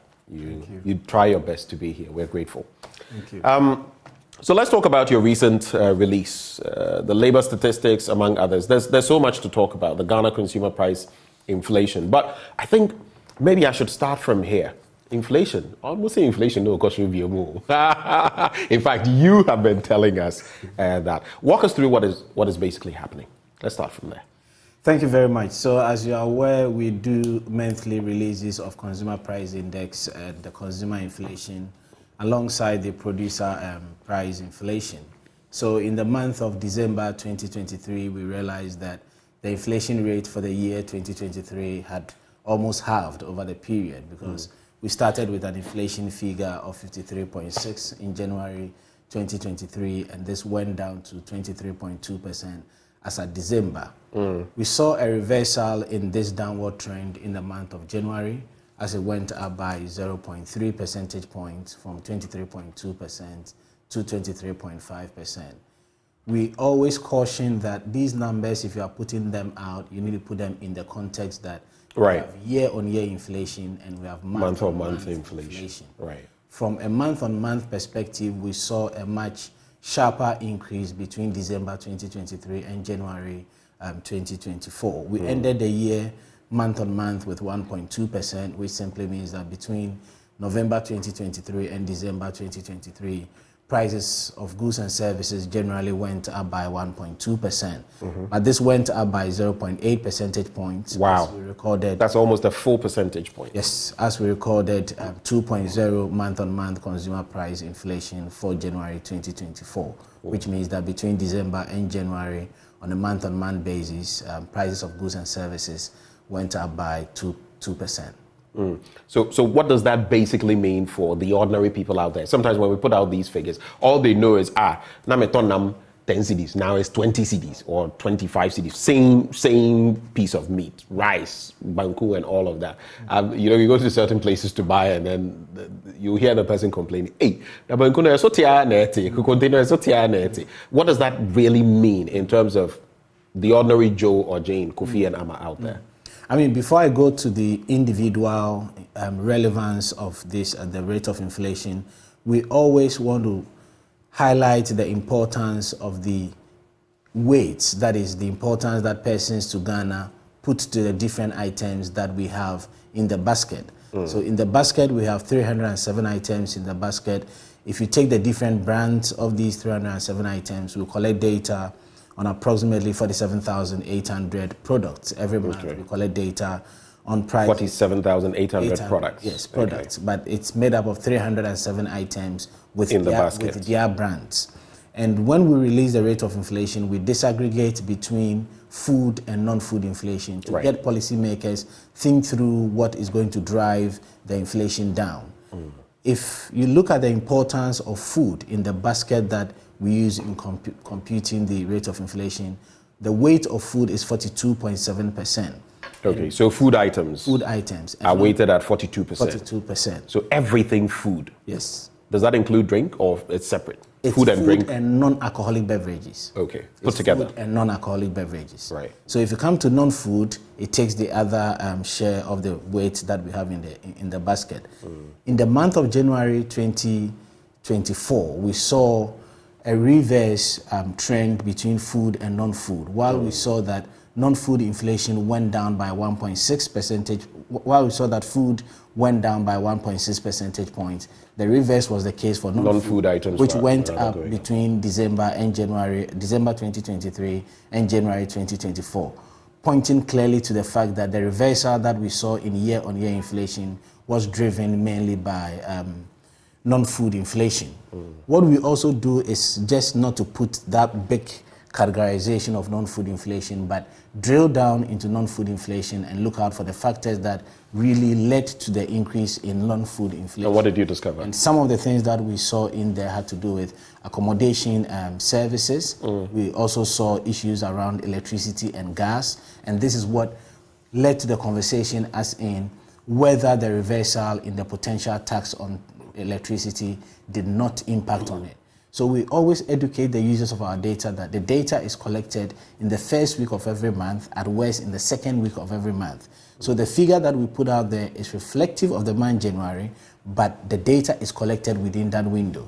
So if anything happens in the economy outside of the window, after that window, then that effect would be seen in the subsequent months. Okay. Yes. And of course, by doing it maybe first or second week, you are able to strike an average. You have an average performance of how things are going. I mean, we've done a study that points to the fact that if you collect the data within that window, it's sort of reflect what happens in the entire month. But let me come back to your initial question, as in, what relevance do persons in Ghana put on the rate of inflation? Like in terms of understanding and how they can apply it to themselves, basically. And this is exactly what Ghana Statistical Service wants the public to appreciate, hence the development of the personal inflation calculator.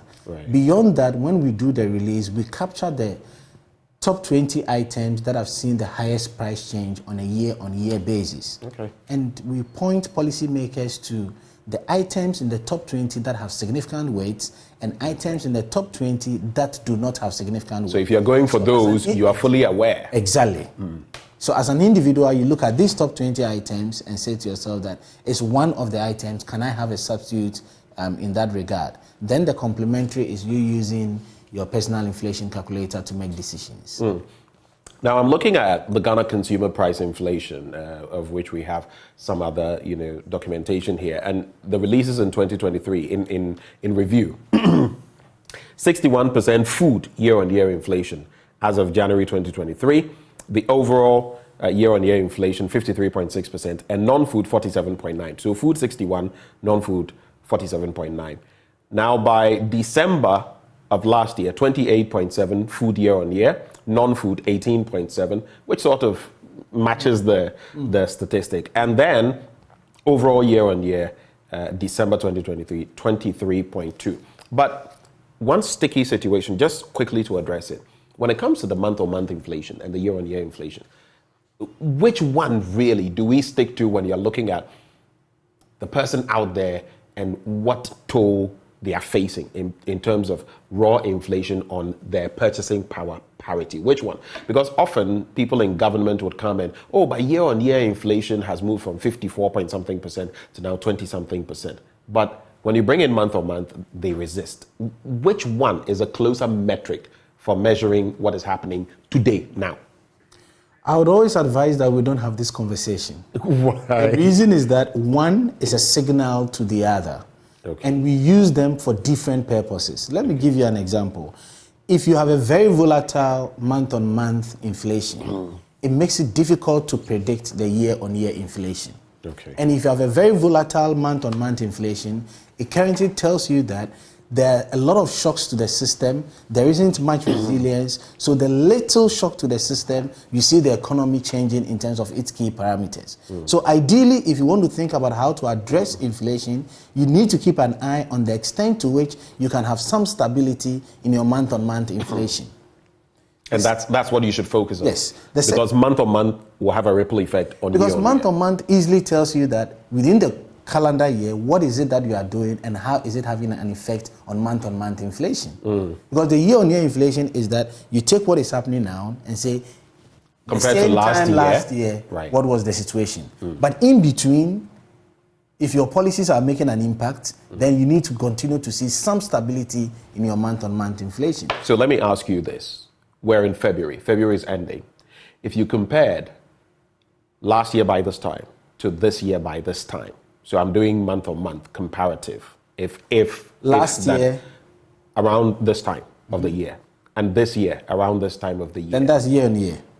Okay, yes, year-on-year, but I want to disaggregate. And what I'm saying is, if you could disaggregate month-on-month in 2023, and I know I'm calling you to look at convoluted figures, and do same for this year by this time, not necessarily the year-on-year figure, but month at that time, what the month-on-month inflation was and the impact versus now. Would we be able to make that comparative and find out who is better off or when we were better off? This takes us back to the computation of the rate of inflation.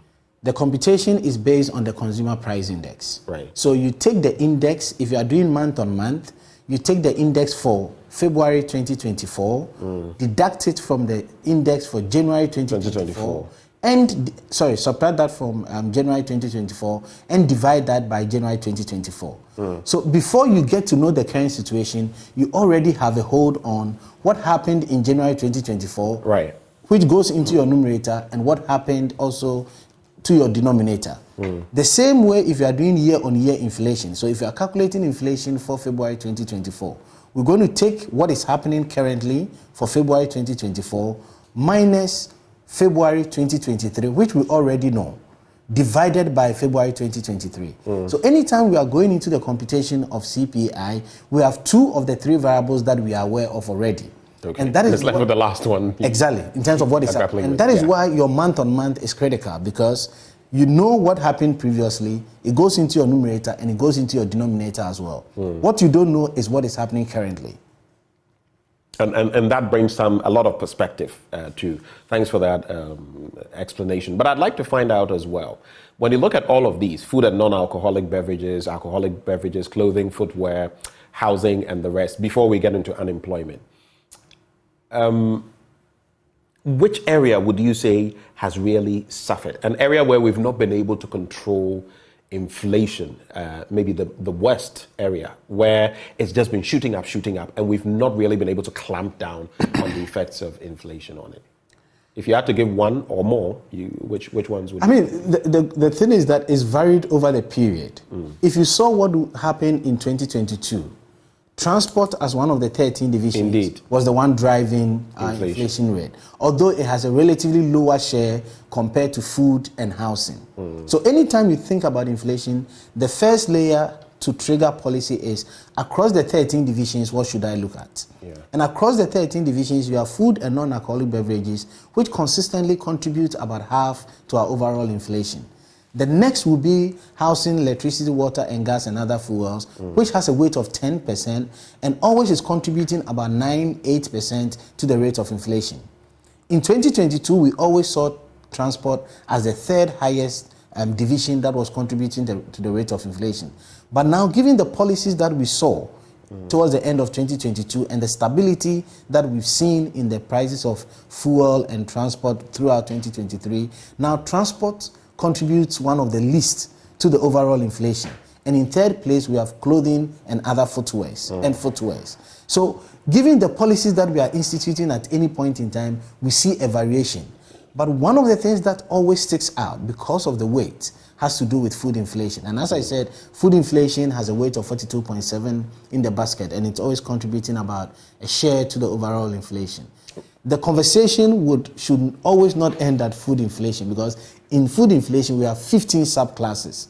Vegetables are there, plantains are there, ready-made food are there, and all these are things that have significant weight in the context of food inflation.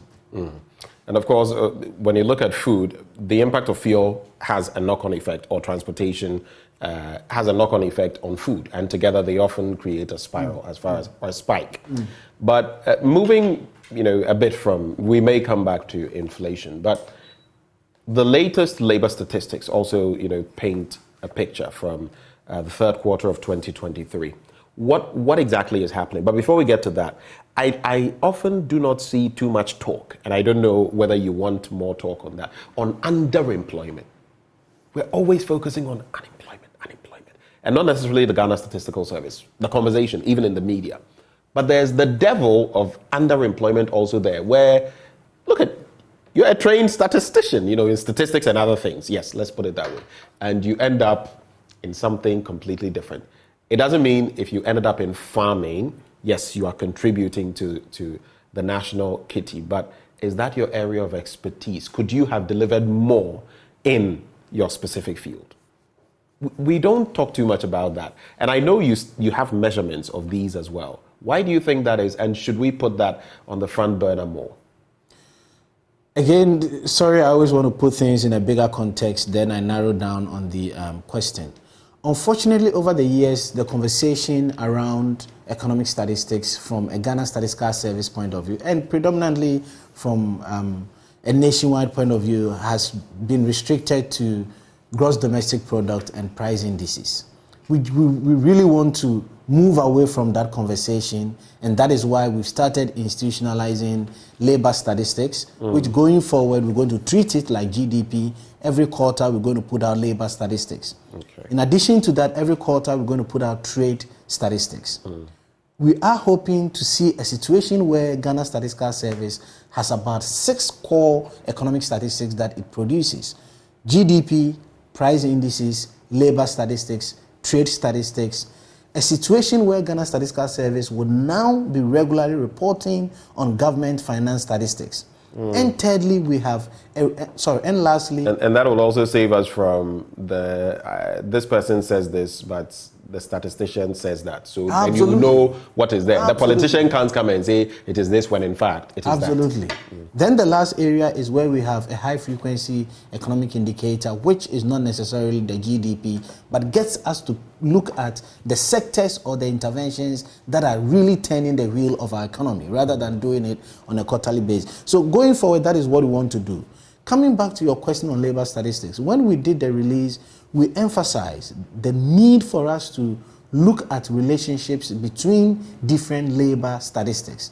Unfortunately, our conversation around labor statistics has focused on unemployment rate. It's really not helpful because with the release that we put out there, we saw that if you take only 3 labor statistics, i.e., the employment to population ratio, which we call the absorption rate, if you take unemployment rate, and you take the youth that are not in education, employment, and training, we saw that these variables were moving in different directions. Absorption rate was going up, the employment to population ratio was going up, which is good. We saw that the youth not in education, employment, and training was also going down over the period, which is also good. But we saw that unemployment was going up. So it's always important to look at different labor variables. In the release that we did, we clearly put out that in the month of May, we're going to come up with a thematic brief on underemployment. Right. This is so critical for us because if you look at the medium-term national development framework, it clearly highlights the issue of labor underutilization. And it looks at this from 2 perspectives, underemployment and unemployment.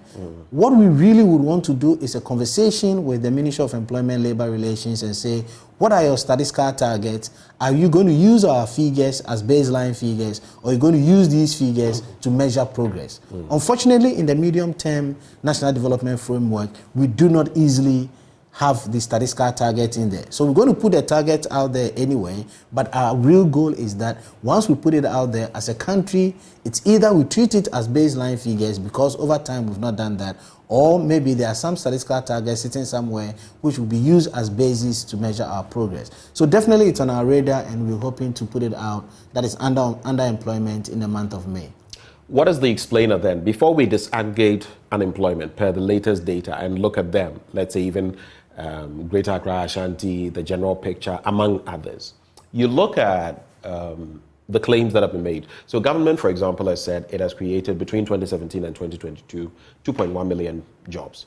We have a deficit as of those unemployed, generally 1.85 million. And then you look at the statistics, the trend over time between 2010 at 5.3 all the way to Q3 2023, 14.73%. I mean, you are fully aware of all these statistics. Then you come to the stark realities where if you look at those unemployed who have had some senior high education, almost 50%, 48.8%. Even more worrying, those at the tertiary level. And I feel even if this went more in terms of the number of people sampled, I'm sure it would be more than this, 22.3%. That is more than 1 in 5. And then the overall 28.9%. What picture then does this paint in terms of the purported jobs created versus the deficit?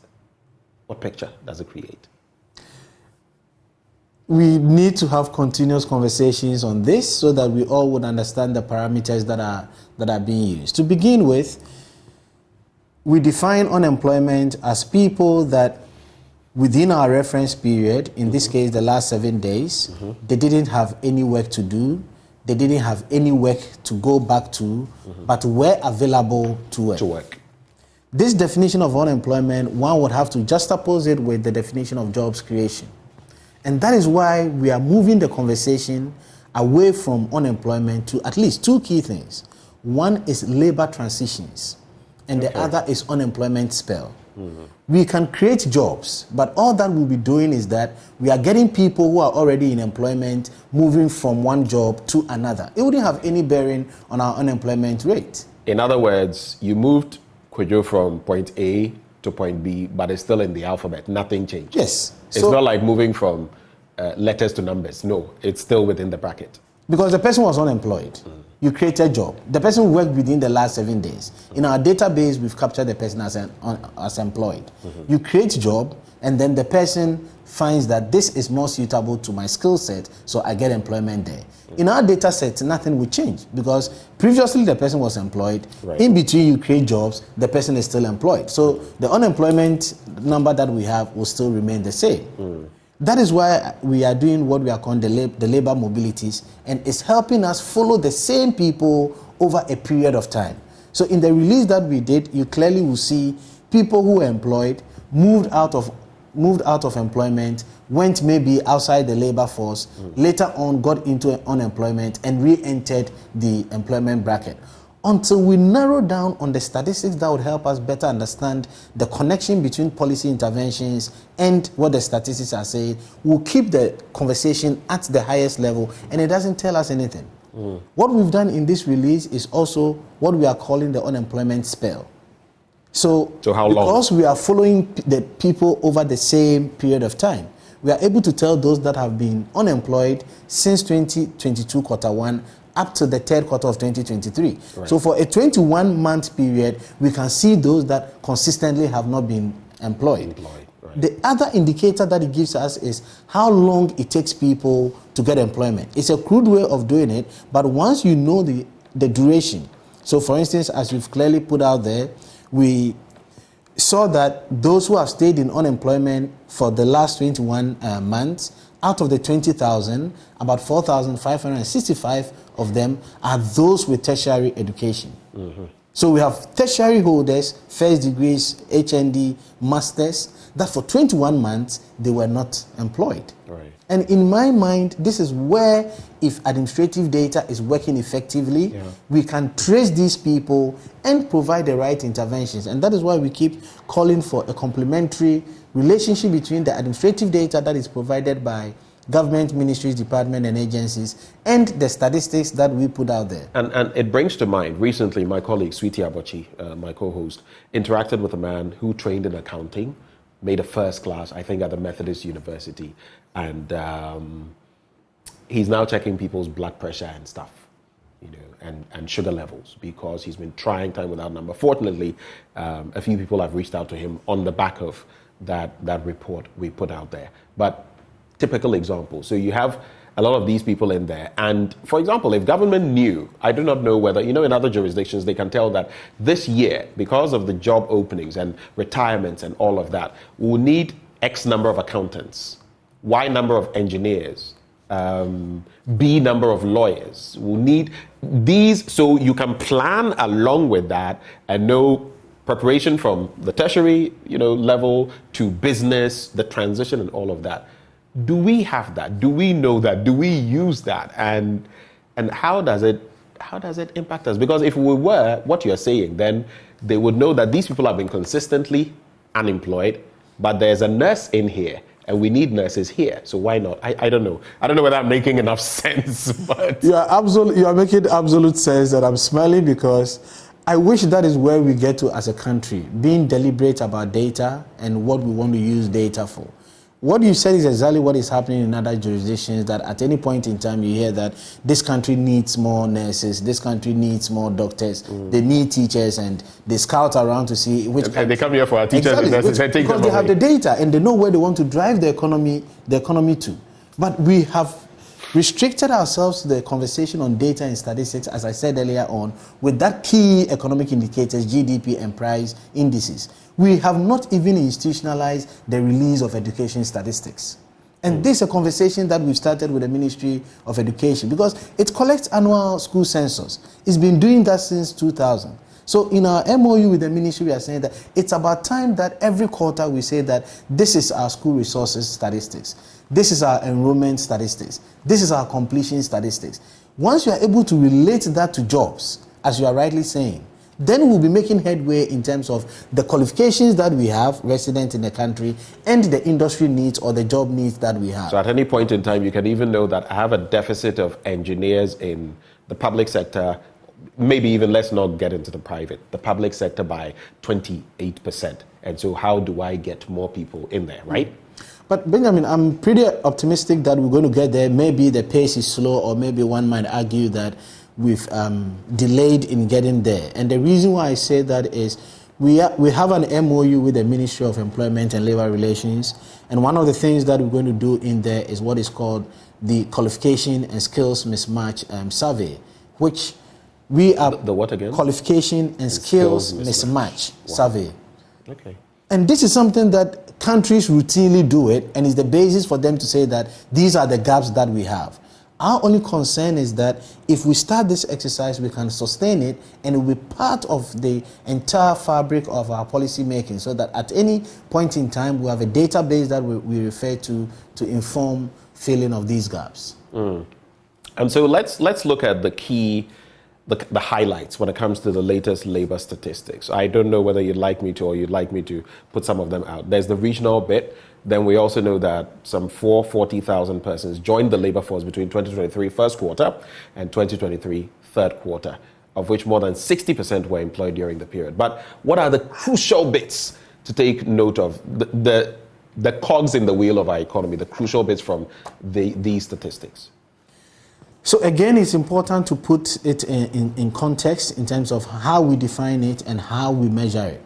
The bottom line is that if you come to employment statistics, labor statistics, we are dealing with a population 15 years and older. Right. So if you look at Ghana's population, which is now in excess of 31 million persons, we're talking about people 15 years and older, and we're talking about something around 19 million persons. So this becomes our denominator.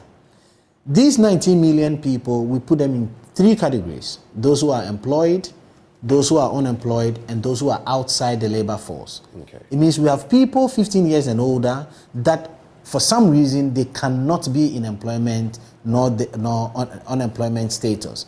These are people like those in full-time education, those who are doing some form of work but it's not classified as employment, those who are too old, and those who are discouraged. In the report, we have about 15 reasons why people be in that category. What happened in the first three quarters of 2023 was that we saw about 440,000 people that moved out of the outside labor force category. Okay. 440,000 people moved outside the labor force category. Moved out of the labor force. And what that means is that these people entered either the employment category or the unemployment category. Okay. I started with the base of people 19 years and older. Sorry, 15 years and older. Right. All these people would form in one of the three categories. So all of us, it's either we are in the employed category, we are in the unemployed category, or we are in the outside the labor force category. So we monitored these people in the first three quarters of 2023. And over the period, we realized that 440,000 people moved outside the labor force category. So what it means is that these people went into either the employment category or the unemployment category. The good news from our perspective is that about 60% of these 440,000 people went into the employed category. And 40% went into the unemployed category. This is why we say that in the first three quarters of 2023, the employment to population ratio went up steadily over the 9 months period. Is that reflective of the absorption rate like we see in 2023, quarter three, employment to population ratio recorded an upward trend? Yes. That's what you are referencing. Yes. And Benjamin, immediately we put this out there, we go to the next step. Let us never take one statistic and draw conclusions. Absorption rate went up, but we've also put out there that those who are in vulnerable employment still hovers around 2/3 of those who are employed. So we have 2 out of every 3 people who are in some form of vulnerable employment. And basically these are people that are doing their own work. These are the tabletops, people who do not have employees and things like that. And those who are contributing to family work. So if you are seeing an increase in your absorption rate and 2/3 of that are in vulnerable employment, it should point us to another policy indicator, but not just say that absorption rate is going up, so something good is happening. Because they've been absorbed, but they are in vulnerable employment, meaning that at any point something could happen and they lose their employment and slip back into the unemployment camp. And another thing I wanted to link to the absorption rate, you also put here, among the 530,000 persons who transitioned from employment to unemployment status between quarters quarter 4 of 2022 and quarter 1 of 2023, more than half, 280,000, remained unemployed in 2023. That's the follow-up. So these are the transitions that I mentioned earlier on. So the data that we have allows us to say that at any point in time, what stock of people do you have in each of the 3 categories? So what we've put out there is that at the end of 2022, that is the last quarter of 2022, we had a stock of about 9.4 million people who were in the employed category. Right. Of these 9.4 million people, you would have some of them staying in the employed category, you would have some of them moving outside the labor force, and you have some of them going into unemployment. Of the 9.4 million people that we brought from the last quarter of 2022 into the first quarter of 2023, 530,000 of them moved outside employment into unemployment in the first quarter of 2023. Right. Our concern was that, did we carry these people through by getting them to stay in the unemployed category in the second and third quarters of 2023? Right. And that is where we realized that 280,000 of the 530,000 people that transitioned out of employment to unemployed were still unemployed in the second quarter of 2023. There are some things I believe we could celebrate, though, apart from the absorption rates, but of course, again, it's in context because it's very fluid. And again, that points to how weak our system is because it's not set and guaranteed. Elsewhere, you see someone in this kind of employment and you can guarantee that they will be in that sector for a while. Here, you can be here today and tomorrow it's... But you also look at the fact that the share of youth not in employment, education or training declined in 4 out of the 6 interquartile periods. What does that really mean? It's something to celebrate, right? Indeed. I mean, obviously to an extent. So we started collecting the data in the first quarter of 2022 up to the third quarter of 2023. So these are 7 waves. So if you are interested in changes between quarter 1, quarter 2, 2022, quarter 2, quarter 3, 2022, you're going to get 6 different changes. Out of these 6 different changes, we saw the youth not in employment, education, and training went down. So in 4 out of these 6 interquartile stages, periods, we saw 4 out of the 6, which is definitely something we need to pat our backs on. But you need to think about when did these increases happen, because what we want is a decline. Right. And we saw that the upward trend first happened in the first quarter and second quarter of 2022. But more concerning is the second quarter and third quarter of 2023. What happened? So in the recent period, we have also seen that this youth not in education, employment and training is going up. If this is a trend that we've assumed in the latest change that we are recording, then one has to be careful about it.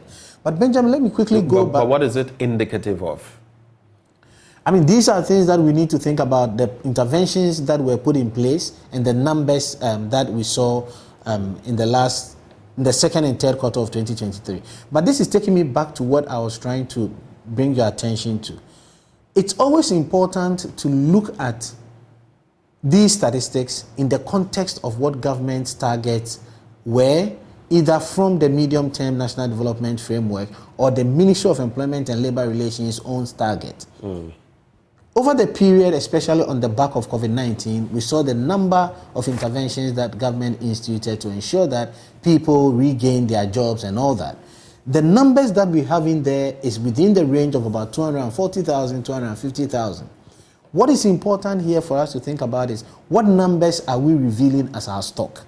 In terms of the numbers that we are revealing as our stock, as you rightly mentioned, in the third quarter of 2023, the unemployment rate was about 1.85.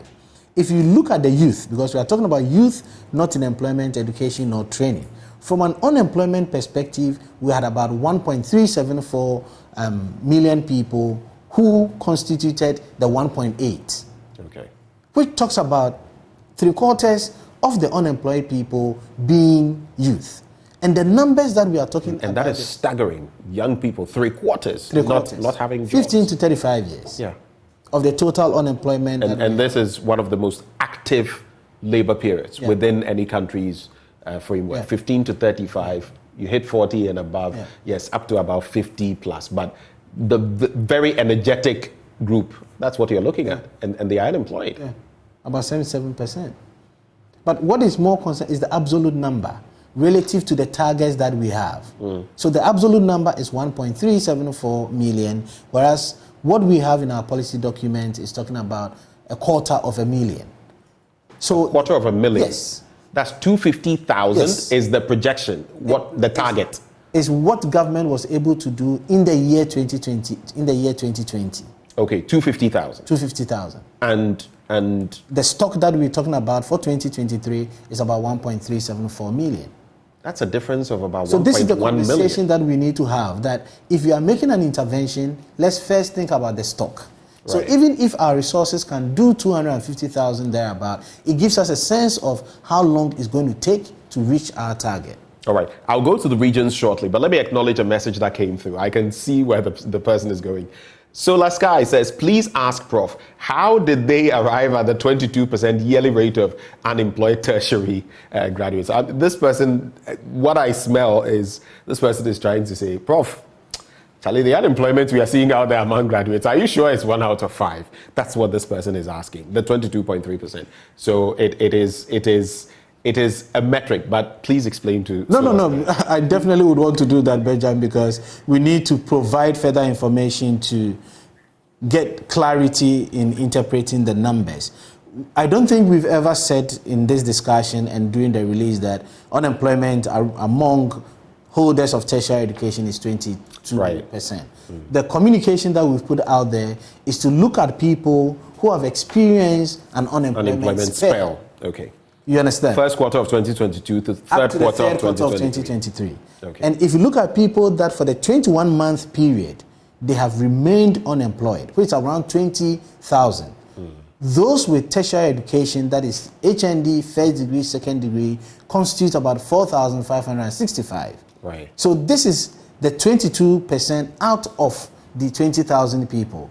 If you narrow this down to those who've been unemployed for 18 months, that is from the second quarter of 2022 to the third quarter of 2023, the figure changes. Right. If you restrict it to the last 12 months period, you're going to have those with master's education constituting about 3,000 of those who have experienced unemployment spell over the last 1 year period, that is from the third quarter of 2022 to the third quarter of 2023. So please, let's put the figures in the context rather than saying that unemployment among tertiary holders is 22%. So, and I completely understand what you're saying, but for the benefit of everybody watching, what you're basically saying is you're looking at these unemployment spells, periods, the span, let's say 2022 to 2023. But technically, if you were to say we are looking at all young people of a certain working bracket who have enjoyed tertiary education but are unemployed, it could be way more than this. It could be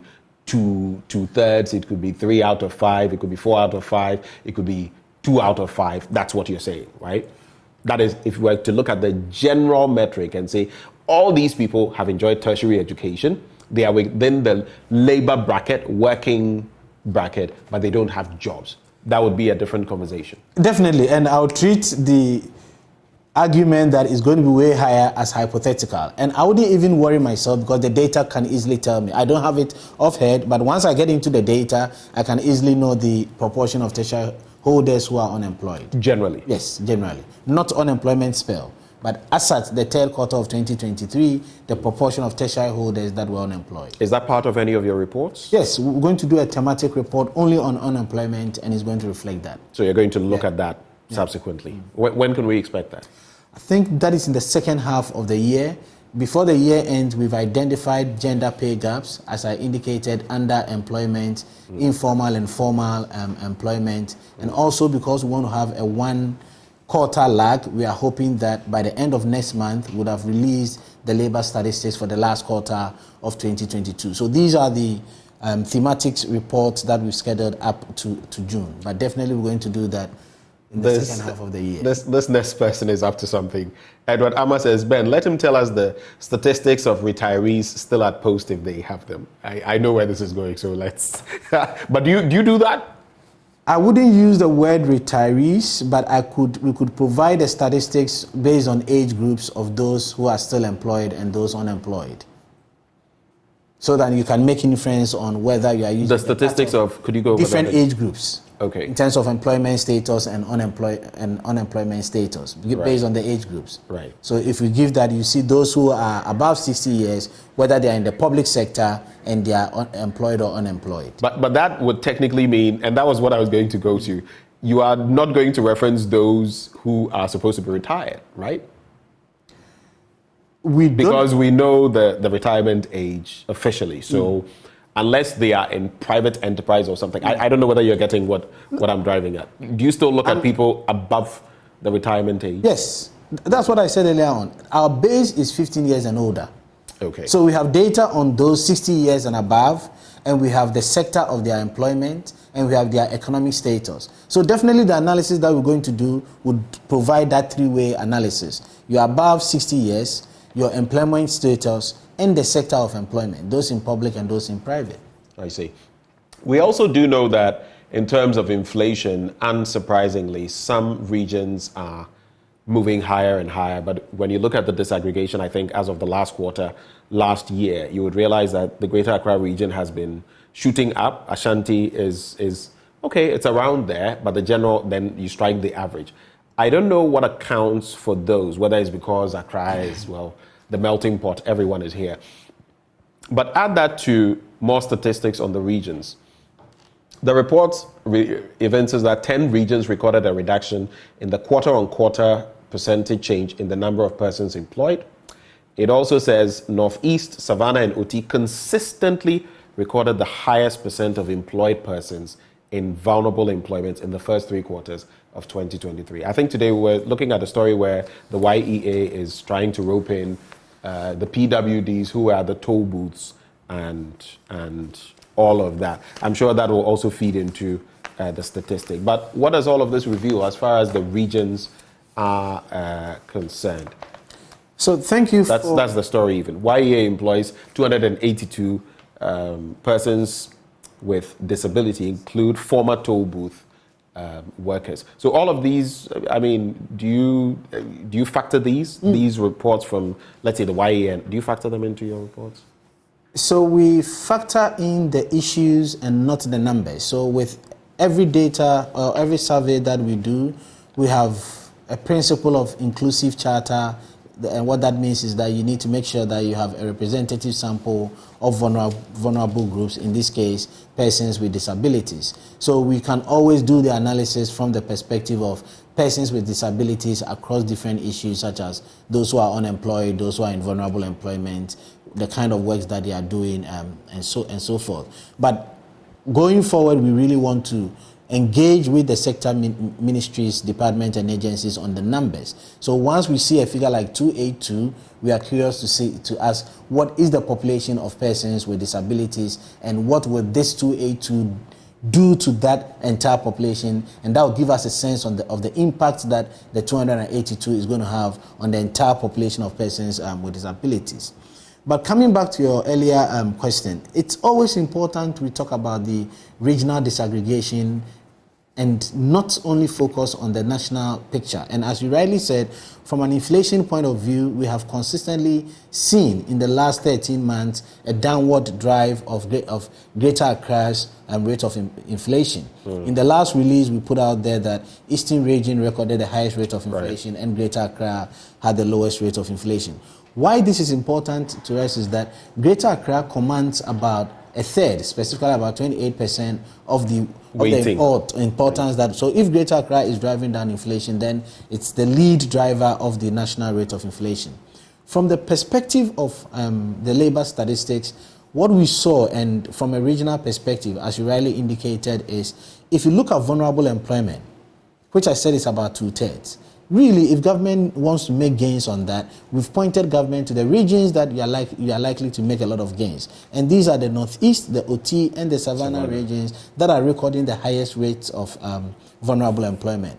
If you turn the coin and you think about unemployment and youth not in education, employment, and training at the regional level, Greater Accra, for these two variables, that is unemployment rate and youth not in education, employment, and training, consistently across the 7 waves, that is the 21-month period, recorded a rate higher than the national rates. So Greater Accra's rate of unemployment was higher than that of the national rate of 14.7. Greater Accra's rate for youth not in education, employment and training was also higher than the national figure. In the case of Ashanti region, it was the case for unemployment that had a higher rate greater than unemployment. So for each variable at the disaggregated level, we provide a sense of which region you should go to if you want to make a lot of gains. And that is why the regional disaggregation is always important. So as of now, which regions should government be targeting, really? OT, Savannah? If you are thinking about vulnerable employment, OT, Savannah, Northeast. Right. If you are thinking about youth not in education, employment and training, your best bet is Greater Accra, because its recording rate higher than the national average. Okay. If you are thinking about unemployment, then it's both Greater Accra and Ashanti region, as these two regions recorded rates higher than the national average. And we can further drill down to the characteristics of these people in these regions, i.e. the sex, the type of locality, rural, urban, the different age groups, their education levels. So it's always important to drill down to the disaggregate if you want to get a targeting right. Otherwise, at the national level, at the overall level, we would end up mistargeting those who need the intervention. And that is a greater problem on its own.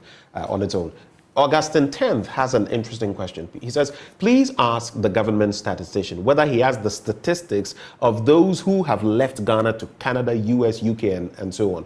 If they were still in Ghana, what would have been the rate as at now? But I think that is very hypothetical.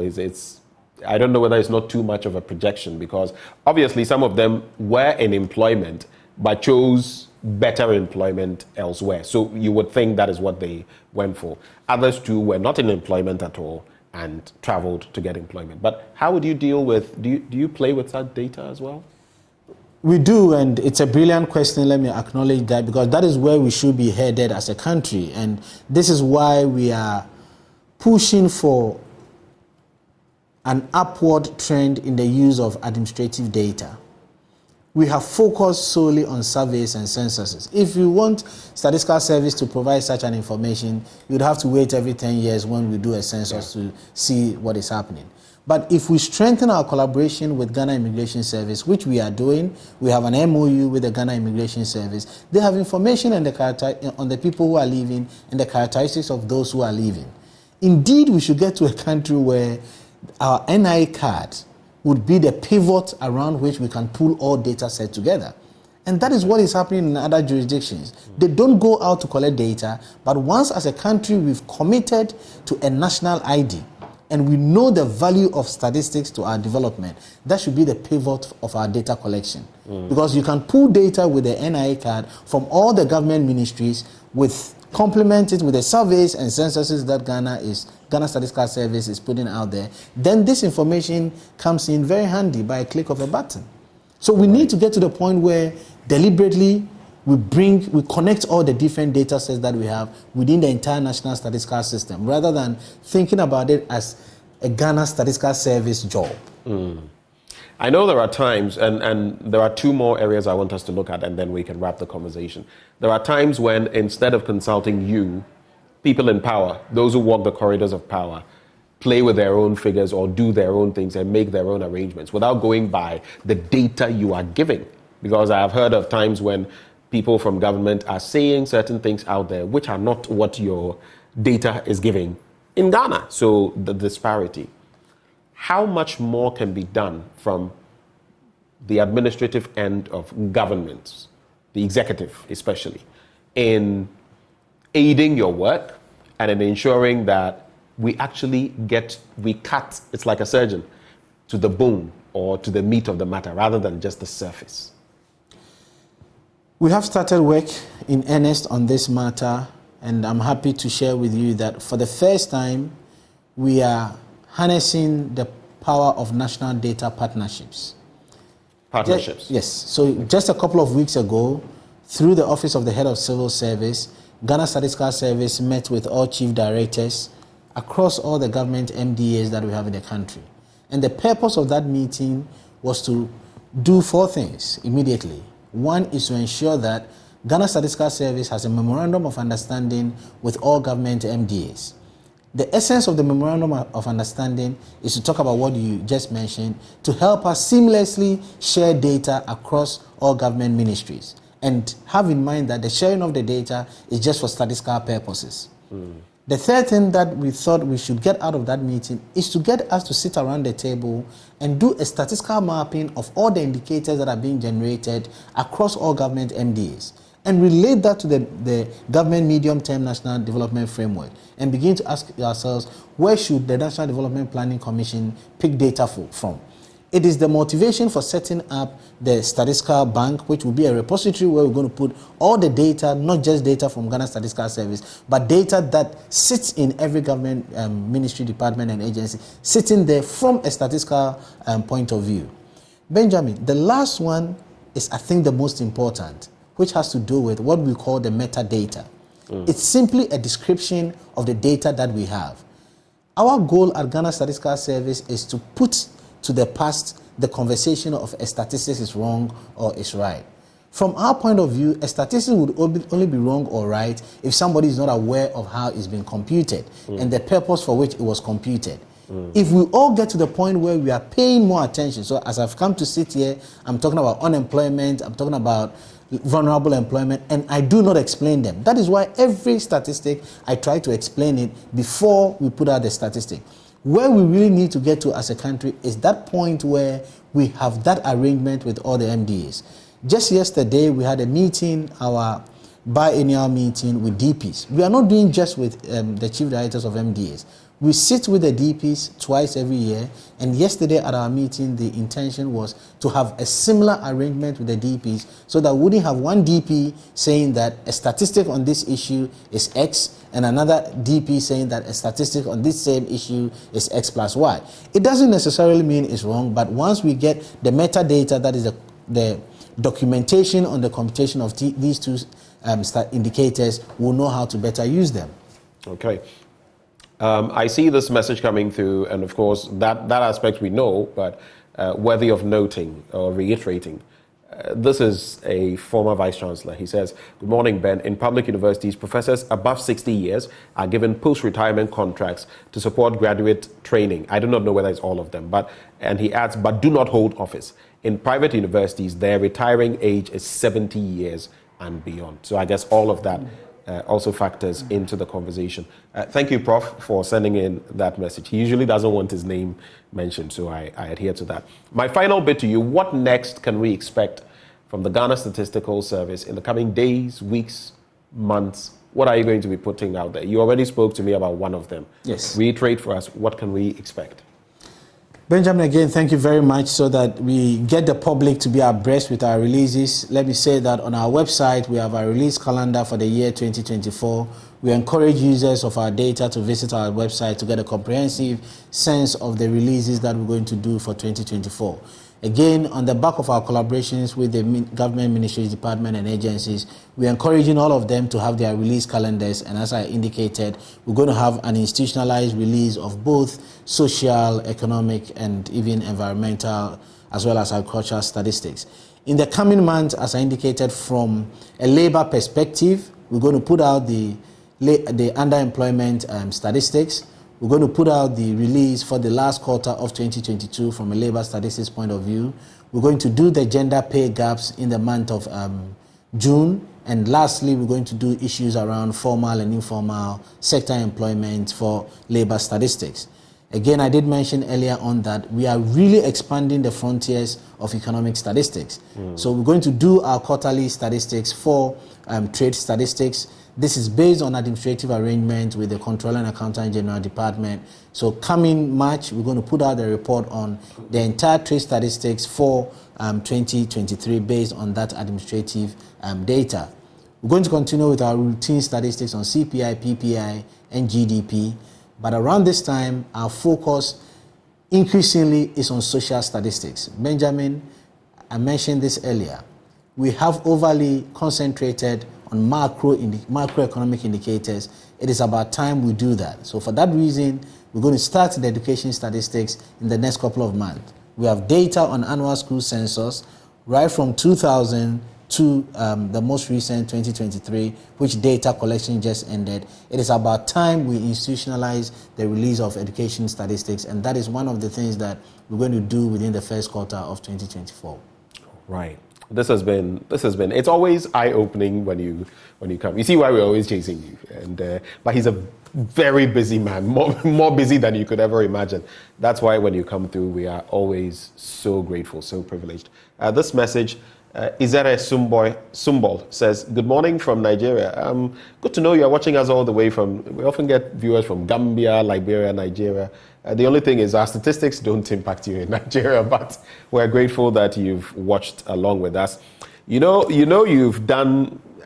I don't like lauding myself, but you've done an okay job when you have people from the Ghana Statistical Service reaching out to say that they've been following and it has gone very well. So we've had one of them. I'll tell you when we are done. But that has been my interaction. Thank you, Prof. With Professor Samuel Kobina Enim. He is government statistician. He joined us for a conversation. Stay with us. We have a lot more coming your way on the AM show. We'll be right back. We'll be right back.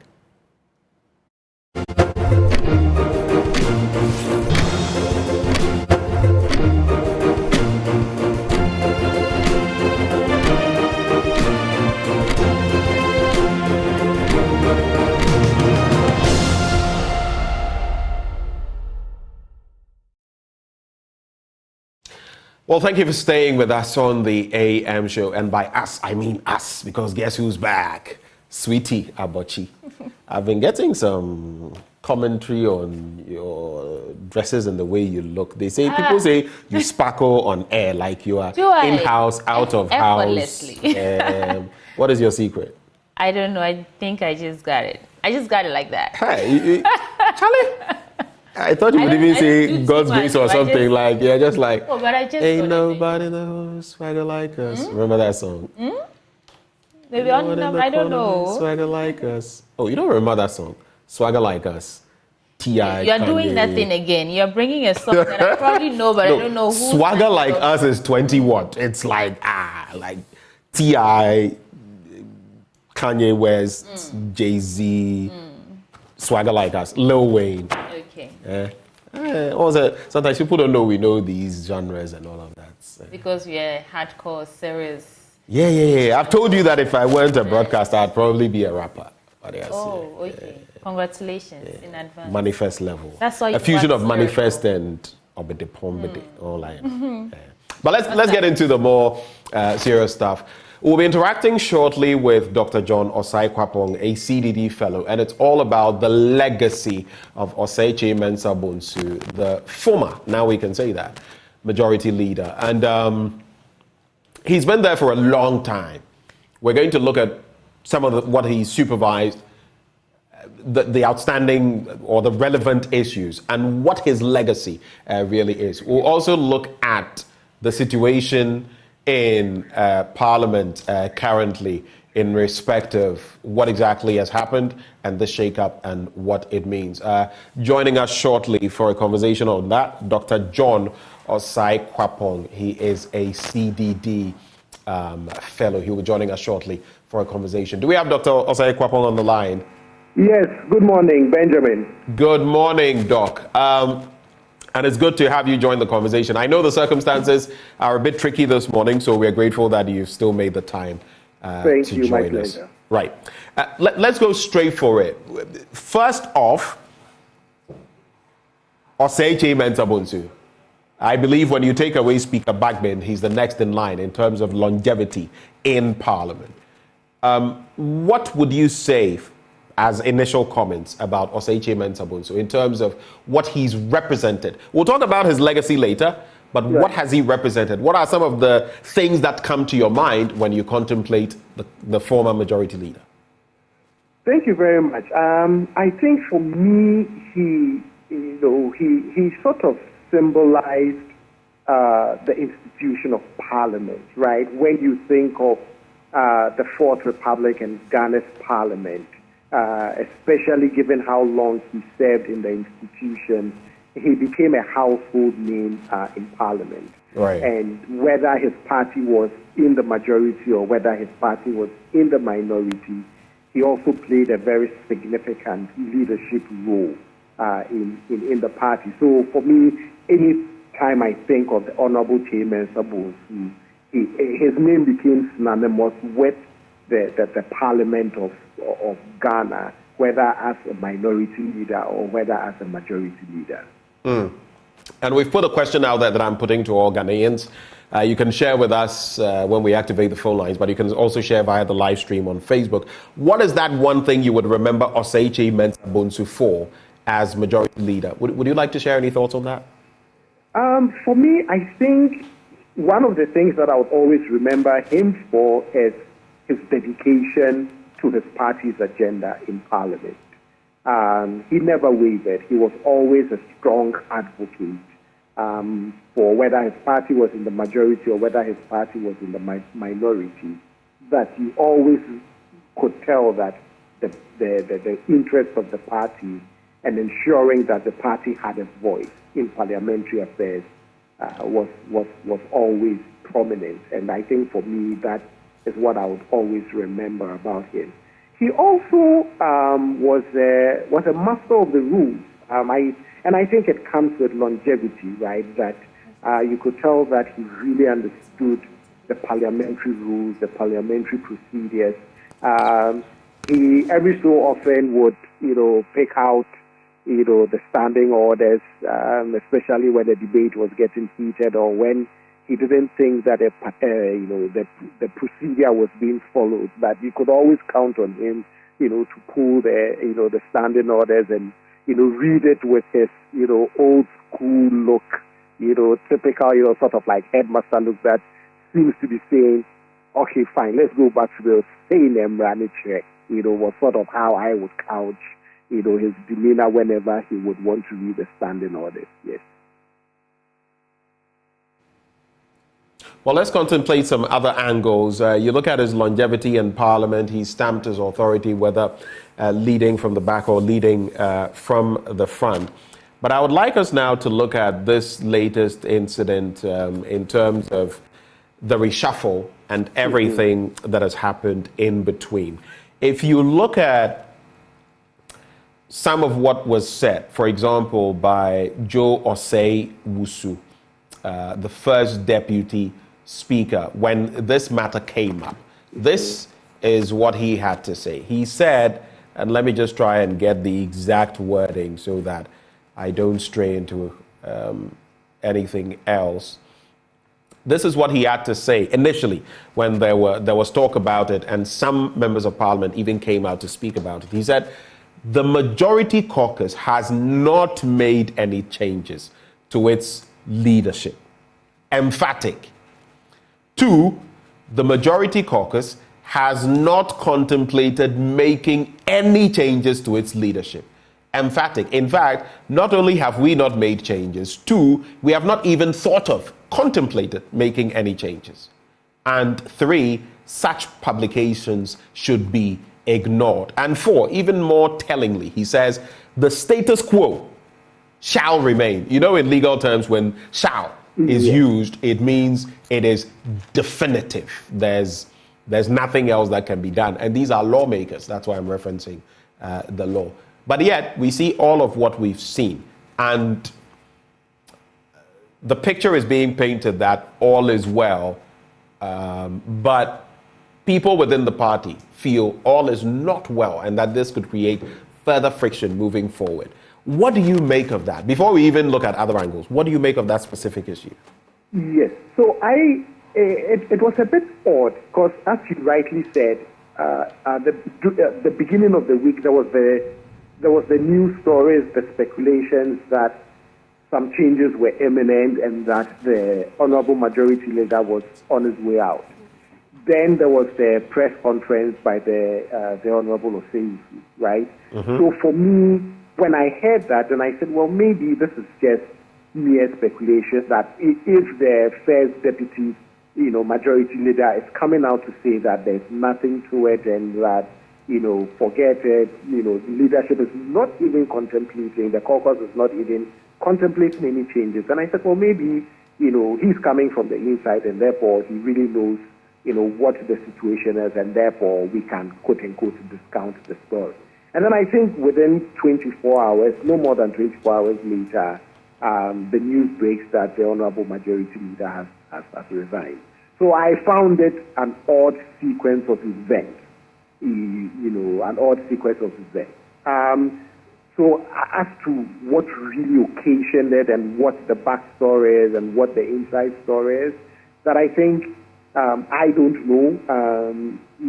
I'm not privy to it, but it was just an odd sequence of events.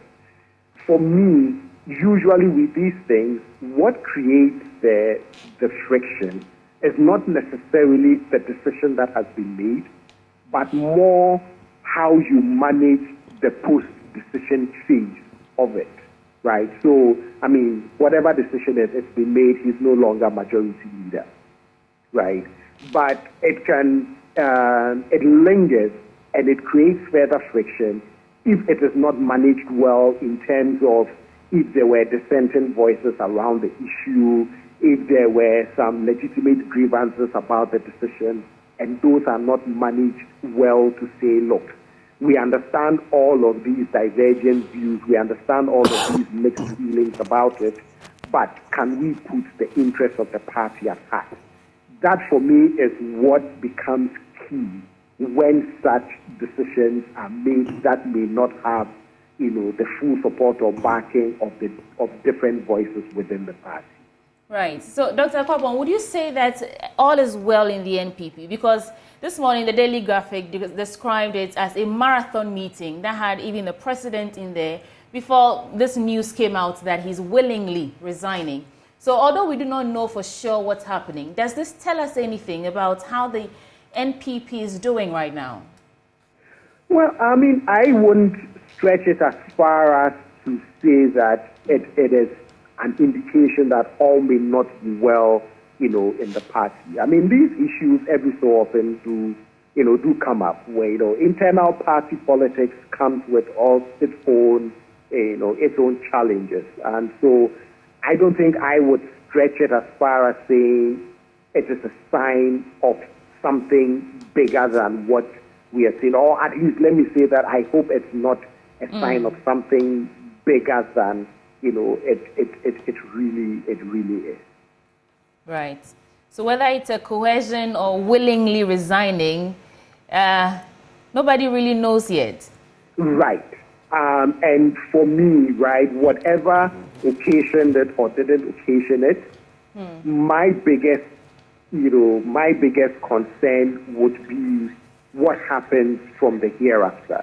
Because like I always say, parties would come, would experience these moments where, certain unpopular decisions or actions or things would happen that may not please everybody in the party. What is very critical is when those things happen, how do you manage it moving forward, especially in an election year when you are no more than 9 months from an election where party unity is very critical, that you don't want to do things or you don't want things to happen that the fallout of it can chip away at party unity. And so I am hoping that whether it was willing or unwilling or whatever occasioned the resignation of the Honorable Chairman Bonsu, he's still a very, for me, key figure, a key voice, in the party.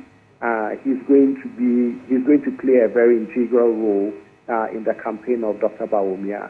And I'm just hoping that they will be able to smoothen whatever differences may have occasioned that decision for him to leave the majority role, because in an election year, the last thing you want is the slightest chip at party unity. You want your entire, party united behind everything that the party is doing going into an election.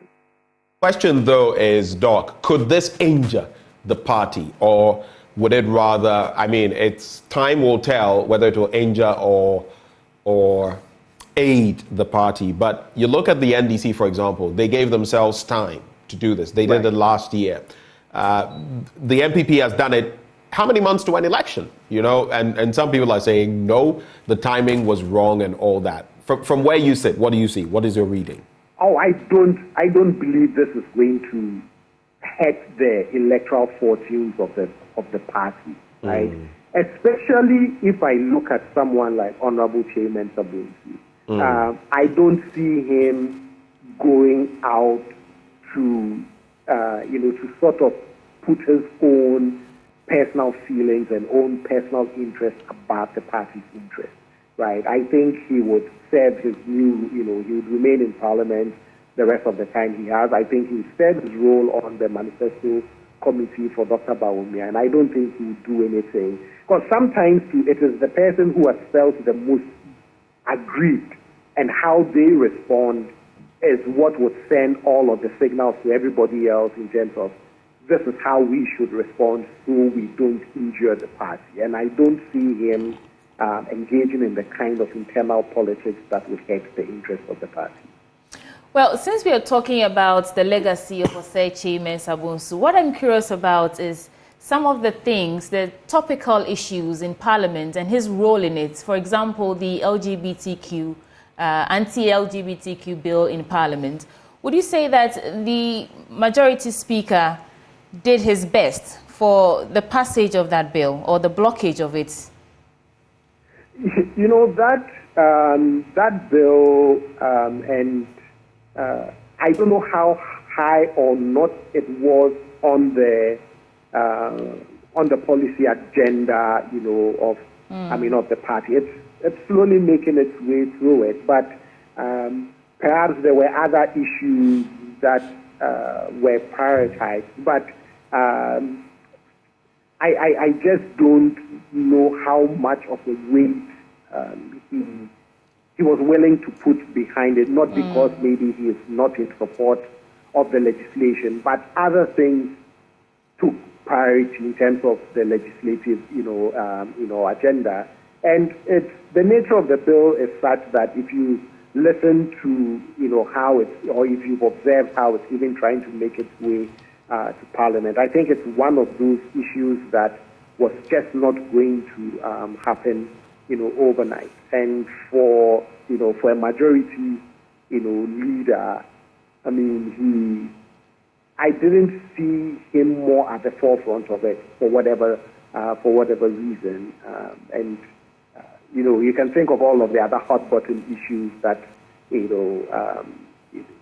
right. surfaced during this time. For example, like the e-levy, for example, which he helped with its passage. So I'm not sure with the LGBTQ plus legislation what happened with that, and why that didn't sort of engage the energies as much as other legislation. Right. So we can say that he was a party guy and party man. His decisions and contributions always reflected the MPP's interest. Would you say? Oh yes, definitely. He is one person that you always knew he had the party's interest at heart in Parliament and would do anything, in terms of, shepherding through or making sure that, a particular legislation would go through. He really was a voice and a face for the party in Parliament. And he did that even when he was not majority leader. And that for me is one of the things that I would always remember him for, how he always made sure that he spoke on behalf and pushed the party's interest in Parliament. How much will he be missed, do you think? Oh, I'm sure he'll be missed. I'm sure he even has, friends, colleagues across there. When you've served in an institution for that long, you become, you tend to embody a lot of things about the institution, right? Institutional knowledge, the history of the institution, the procedures, the rules, and then you also develop lifelong friendships across the political aisle. And for me, sometimes when people like the Honorable Chairman Bonsu leave Parliament, yes, you can understand why after so many terms a legislator would want to leave. But they also take with them a lot of institutional memory, a lot of expertise. And you hope that they would be able to pass on some of that institutional memory, rules, expertise to the next generation of parliamentarians. Because definitely, I think people like him will be missed. Would you say that he fit well into the shoes of the former majority leader who he succeeded, Felix Owusu-Ejapong? Yes, and I also think that every majority leader brings their own, their own approach, their own style, their own personality, their own kind of politics into the role as well. But overall, I would say that as majority leader in Parliament, he served his party well, and he also served the institution well. Not all of the decisions that may have come from Parliament as an institution would be things that maybe all Ghanaians 100% were behind. If you think about the controversy, for example, around the e-levy and how split it was. But I think overall he served the institution well and did the best he could as majority leader, especially in the last 4 years. I don't think any majority leader has faced the kind of parliament that he faced in this most recent parliament. Right. The last thing that I would say though is that the one thing as an institution that Parliament would have to think through and reflect on and ask what is it about their actions or inactions that has fueled it is, in the most recent, Afrobarometer, the level of trust, in Parliament is at a historically low. And hopefully the majority leader would have some thoughts to share with his colleagues on how you build a stronger, more representative Parliament, in the eyes of Ghanaians. And let's look at the other end. Now, looking at the change in leadership, guess who's in from the projections? Alexander Afenyo-Markin, the Efutu lawmaker. What do you make of him? So he's not one person that I've followed his politics that much.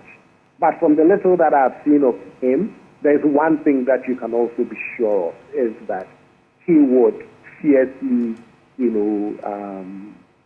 push the party's interest and protect the party's interest in Parliament. He's a very vocal parliamentarian from the few parliamentary sessions that I've watched him express his opinion on issues in Parliament. But he's not one parliamentarian that I've followed his politics that closely and that deeply. So in terms of the MPP moving forward and the aftermath of the exit of Osei Kyei-Mensah, what would be your forecast, your projection?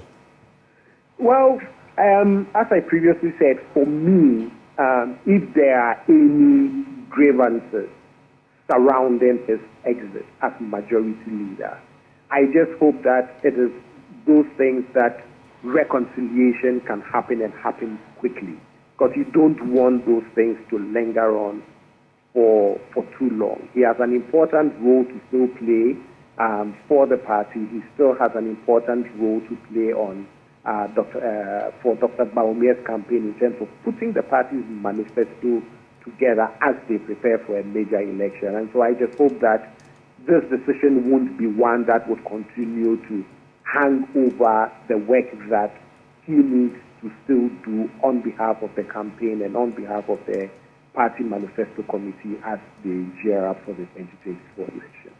Right, and what will be his legacy? Osei Kyei-Mensah, what will be his legacy for you? I told you I'd reserve that for getting to the end.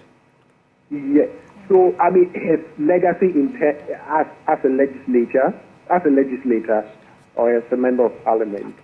I mean, at the end of the day, he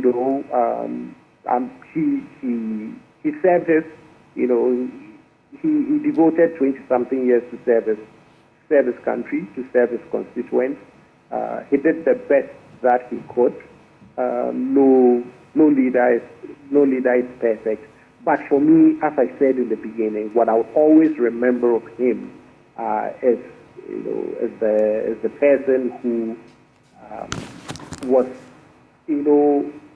interested in at least ensuring that the ruling party legislative agenda was always pushed through, and also his respect for the rules of the process and the institution itself. Like I said, every so often you'd see him pull up the parliamentary standing orders or the rules of procedure to remind his colleagues. Yes, sometimes they disagreed with his interpretation, but I would always remember him for that, like bringing people back to say, can we go back to the rules? Can we look at what the standing orders say in terms of our conduct in Parliament? He's giving other speeches where he's pointed out some of the things that we can do differently. And so for me, that is what he walks away with.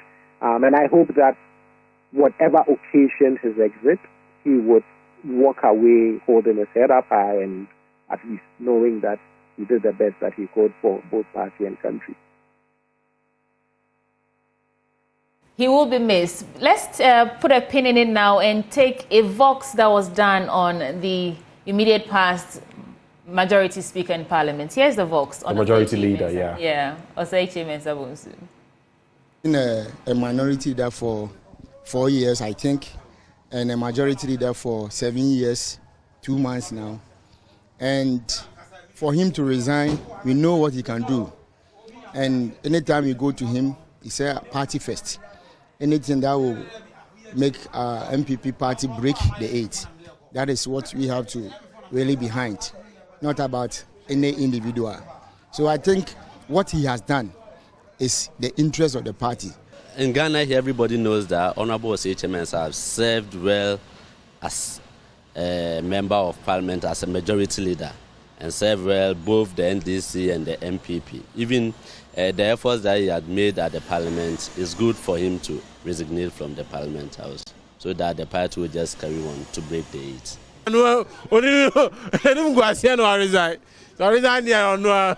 He has resigned to save himself from disgrace. Some time ago, he was almost beaten at Swami Magazine. He couldn't perform as MP and a majority leader.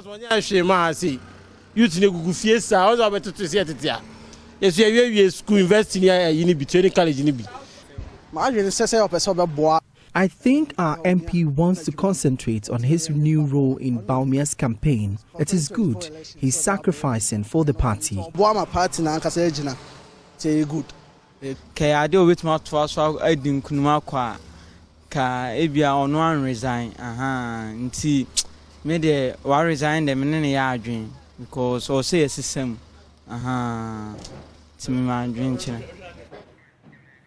Right, but although these opinions are, they have their opinions, I think that his efforts have earned him various positions internationally. He's still vice chair of the Commonwealth Parliamentary Association, is he not? I do not know about currently, but he has chaired all of these. There are so many of them on the continent, outside, and all that. I mean, his vast experience, all the way from, mind you, he came in 1996. Yeah. Actually, so the election was in 1996. He started work in January 1997.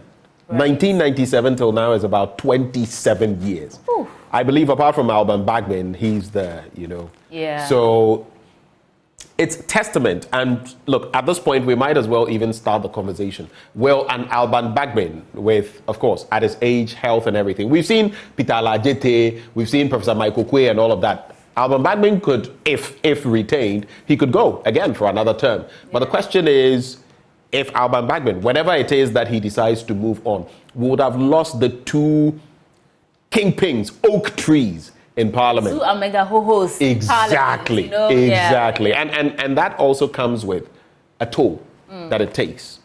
Alban Bagbin, the likes of Boakye Bonsu, and some others who are. Because Afenyo Markin, who is even taking over from him, is nowhere close to his experience or his longevity in Parliament. Yeah. Nowhere close. But you can also join the conversation. The phone lines are open. Share your thoughts with us. 030-221-1691. Let us know what you think about the resignation of the immediate past Speaker. Majority leader. Majority leader. I don't know why I keep saying speaker. Majority leader. Boakye Bonsu. But before we also let go of... Doc, are you still with us? Okay, I believe Doc has left us, but I just wanted us to... Oh, he's there. Hello, Doc. Still here. Right. I don't know whether you have any thoughts on that, but lest we forget, a little bird has whispered to us that Doc is also celebrating his birthday today. I don't know whether you want us to mention the the number, but... it's a great number. Oh, yeah. Should we be mischievous and mention it? 3, 2, 1. Yes, Happy 50th. I think it's significant. So, Benjamin, for you, I would make an exception for you to mention the number. Oh, I see. So, happy. This is the Golden Jubilee, right? Is it? Yes, please. Right. So happy 50th to you, and wow, you don't look 50. What's your secret? Research methods and data analysis. Research methods and data analysis keeps your mind sharp. We celebrate you. You've been such a great addition to the Joy family, and we're always grateful when you join us. So thank you so much, and all the best with what's happening this morning. Thank you very much. My pleasure, Benjamin. Thanks a lot. Doc, thank you so much for joining. That is Dr. John Osai Kwapong, and of course, he is a CDT fellow. He joined us for this conversation, but now it's up to you to share your thoughts with us. We've had this, conversation on Boakye Bonsu. Some would call him OKMB. Oh, OKMB. Yeah, Boakye Bonsu. That's the... But the last time in the box, there was this person who was trying to be but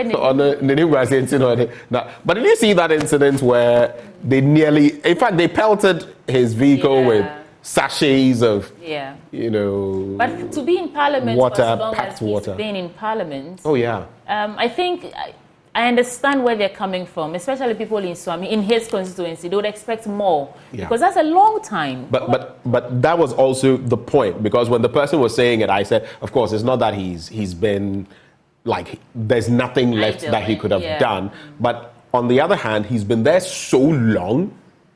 And you get it at a point, you become, that is also there. Yeah. But there are also some major things like the road construction and other things that were not happening. And people felt, whoa, what is happening? You're a majority leader and some things are not happening. And you are here and things are not going on in the constituency. So, I mean, there's no one who is spotless.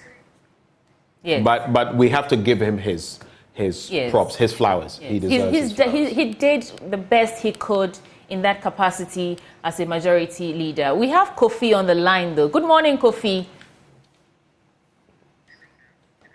Okay, we lost Kofi. So I'm saying he did the best he could in the capacity and for as long as he could. So right now, the onus falls on Apenyo Makin. He wax lyrical. I've watched Apenyo a couple of times in Parliament, and I think he's not one to shy from sharing his opinion, thoughts on such issues. So let's see how he also fits in those shoes.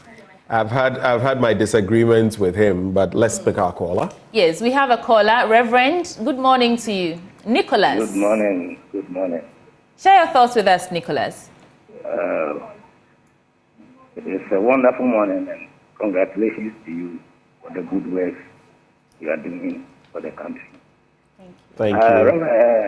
Honorable of Boakye Bonsu, an honorable man, a man of legacy.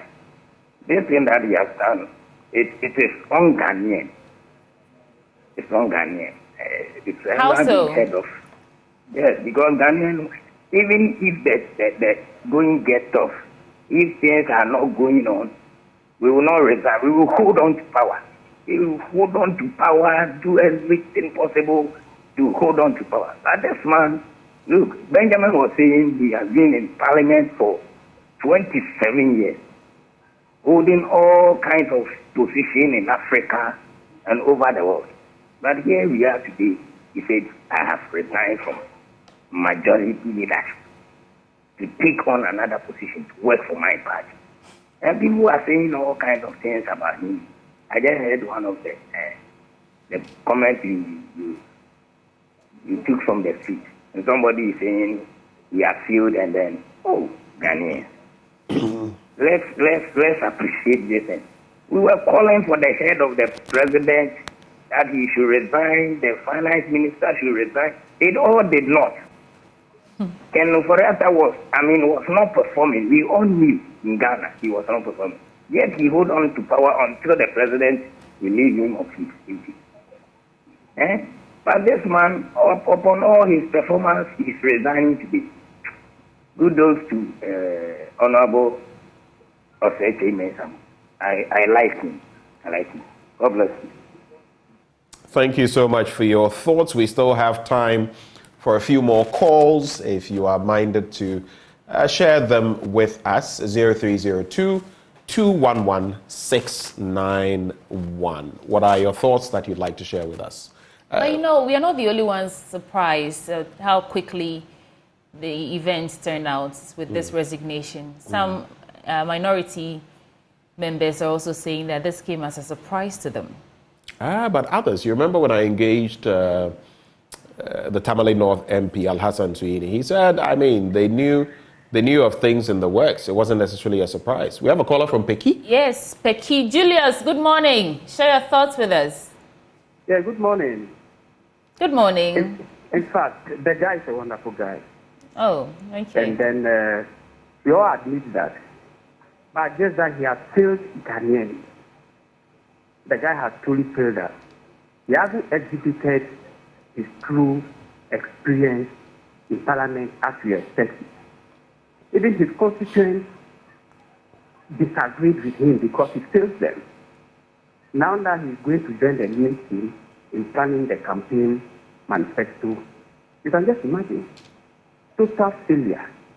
I don't know how the other people in the country will feel about him, but the guy has truly failed Ghana. Thank you very much, Benjamin. Thank you. Well, thank you for sharing your thoughts. That's someone who, he says he started well. He's a nice, but and he said, he even said, failed. I like him. Yeah. He said he has failed Ghana. Yeah, so, but I think that's where we ought to get to. You can like someone and still say, in fact, Charlie, you're my bro, you're my brother, you are, but Charlie, wait here. You know, go well. Yeah. The work must go on. Yeah, the work is. If you didn't deliver, we must give you. Okay, we have Pepe. Godwin from Legon. Godwin, join the conversation. Good morning. Yeah, good morning. Good morning, yeah. You see, mostly we actually think to be a statesman, okay, is based on your longevity in Parliament. All right? That is not true, okay? To be a statesman, okay, you see, a member of Parliament, okay, to be a member of Parliament, it's not chauvinism. It's not chauvinism. And that is what goes on with all our parliamentarians. Okay, so when it comes to Osei Mensah, to some of us who are keenly observing the political landscape, we don't really see what is going on. Okay, because that is what it is. Member of Parliament, the work of a member of Parliament, it's not chauvinism. At the end of the day, you see what happened. They've consistently supported the wrath of this government and ended up making the party ill-popular. All right? At the end of the day, he was just pushed out. Okay? He knew that definitely he would be kicked out. He was pushed out. Well, we don't know for sure, but just as he knew he cannot win this election in the 2024 and he has to resign and not to contest. So parliamentarians should know this. Being a member of Parliament, you are a statesman. And the work of a member of Parliament is not chauvinism. Don't be sitting there and be supporting everything that comes from your party. Right. Thank you. Thank you for sharing your thoughts. Of course, that's his opinion. Other people will disagree, and he even uses chauvinism. I don't know. You know, the only time I use that word is when you're describing a man who's chauvinistic. So male chauvinism. So male chauvinism. So I like the way he used it there. It's not chauvinism, indeed. Right. So you can we still have a couple of minutes before we wrap up. Do share your thoughts with us. The numbers are on your screens, 030-221-1691. Benjamin, what would you say, in your opinion, is his legacy? Osei Mensah Bonsu's legacy? How to unpack Having been it. in Parliament for over 20 years, what would you say? How to unpack it is the issue. In fact, you are looking at 27 years, almost 30 years. If you say over 20 years, it doesn't paint the picture very well. Almost 30 years. You can recall the times and right before Kufuor took over, and maybe his role in Parliament whipping up sentiment. You can recall the times when the VAT had been proposed, was in the picture, was withdrawn and taken off from the 95 era. Then you can recall under Kufuor and what he would have done. Maybe not as prominent as he is today, but he's risen through the ranks. Of course, always some things that will hang around his neck. The e-levy, the fight in Parliament over who gets to be... Yes. There's been a number. I'm starting with the one in the Speaker, as Majority Leader, among others. And there are good and bad. Let me just put it that way. Good and bad. There are times when he argued for political purposes, but he still, made his point. I feel some of what you would give him credit for, the fact that sometimes he would stand his ground and even the Speaker would be irked and give it to him. You remember the "I am number 3, what number are you" incident and all of that. But I feel he's done his time. And I'm not necessarily looking at his role as a representative of a constituency. The people of Swami will judge him differently. Based that's on another his position matter. in but that area. His role in Parliament, legislative, that's what I've been focusing on. We also have Mohammed on the line. Yes. Good morning, Mohammed. Good morning. Thank you for joining the conversation. Share your thoughts with us. I think Honorable MPP Manifesto has been a leader who I admire most in some of the issues, but when it comes to developmental issues in the Asante region, it was very problematic. So when he resigned, I think he's foreseeing that the people of the Asante region are tired of him, and that's why he's resigning. So that's my thought of it. Okay. Thank you for sharing those thoughts as well. And that's the man in your shot, Osei Mensah Bonsu. I guess we have to go now. And if you're celebrating your birthday today together with Dr. John Osai Kwapong, we celebrate you as well. Are you celebrating your birthday today? No, an extension of your birthday? Because I know people who celebrate their birthdays Friday. Almost every month. Oh, but mine is actually near. Yours is what? Mine is actually near. When? When is your birthday? That's a secret. How do you tell me yours is near and then tell me it's a secret? Tell me so we can plan a party. You will find out. But I'll tell you one person who will be interested in that birthday. Who's that? Well, just guess. She hosts JoyNews Desk. Aisha Ibrahim. Do you share birthday with Aisha? No, but she will be interested because she's my buddy. And we do a lot of... what is it? Oh, yes. Okay. We are not correct like that. Okay. Thank you, Benjamin, we are not very for joining us like on the that. show. And that person, that partner in not being so correct is about to come on. And join you. We need to vacate this place. So Aisha Ibrahim brings you JoyNews Desk at 10 sharp. My name is Benjamin Akako. And mine is Sweetie Abochi. I'm looking very sweet. Enjoy your weekend and see you on stay Monday. blessed. Good job.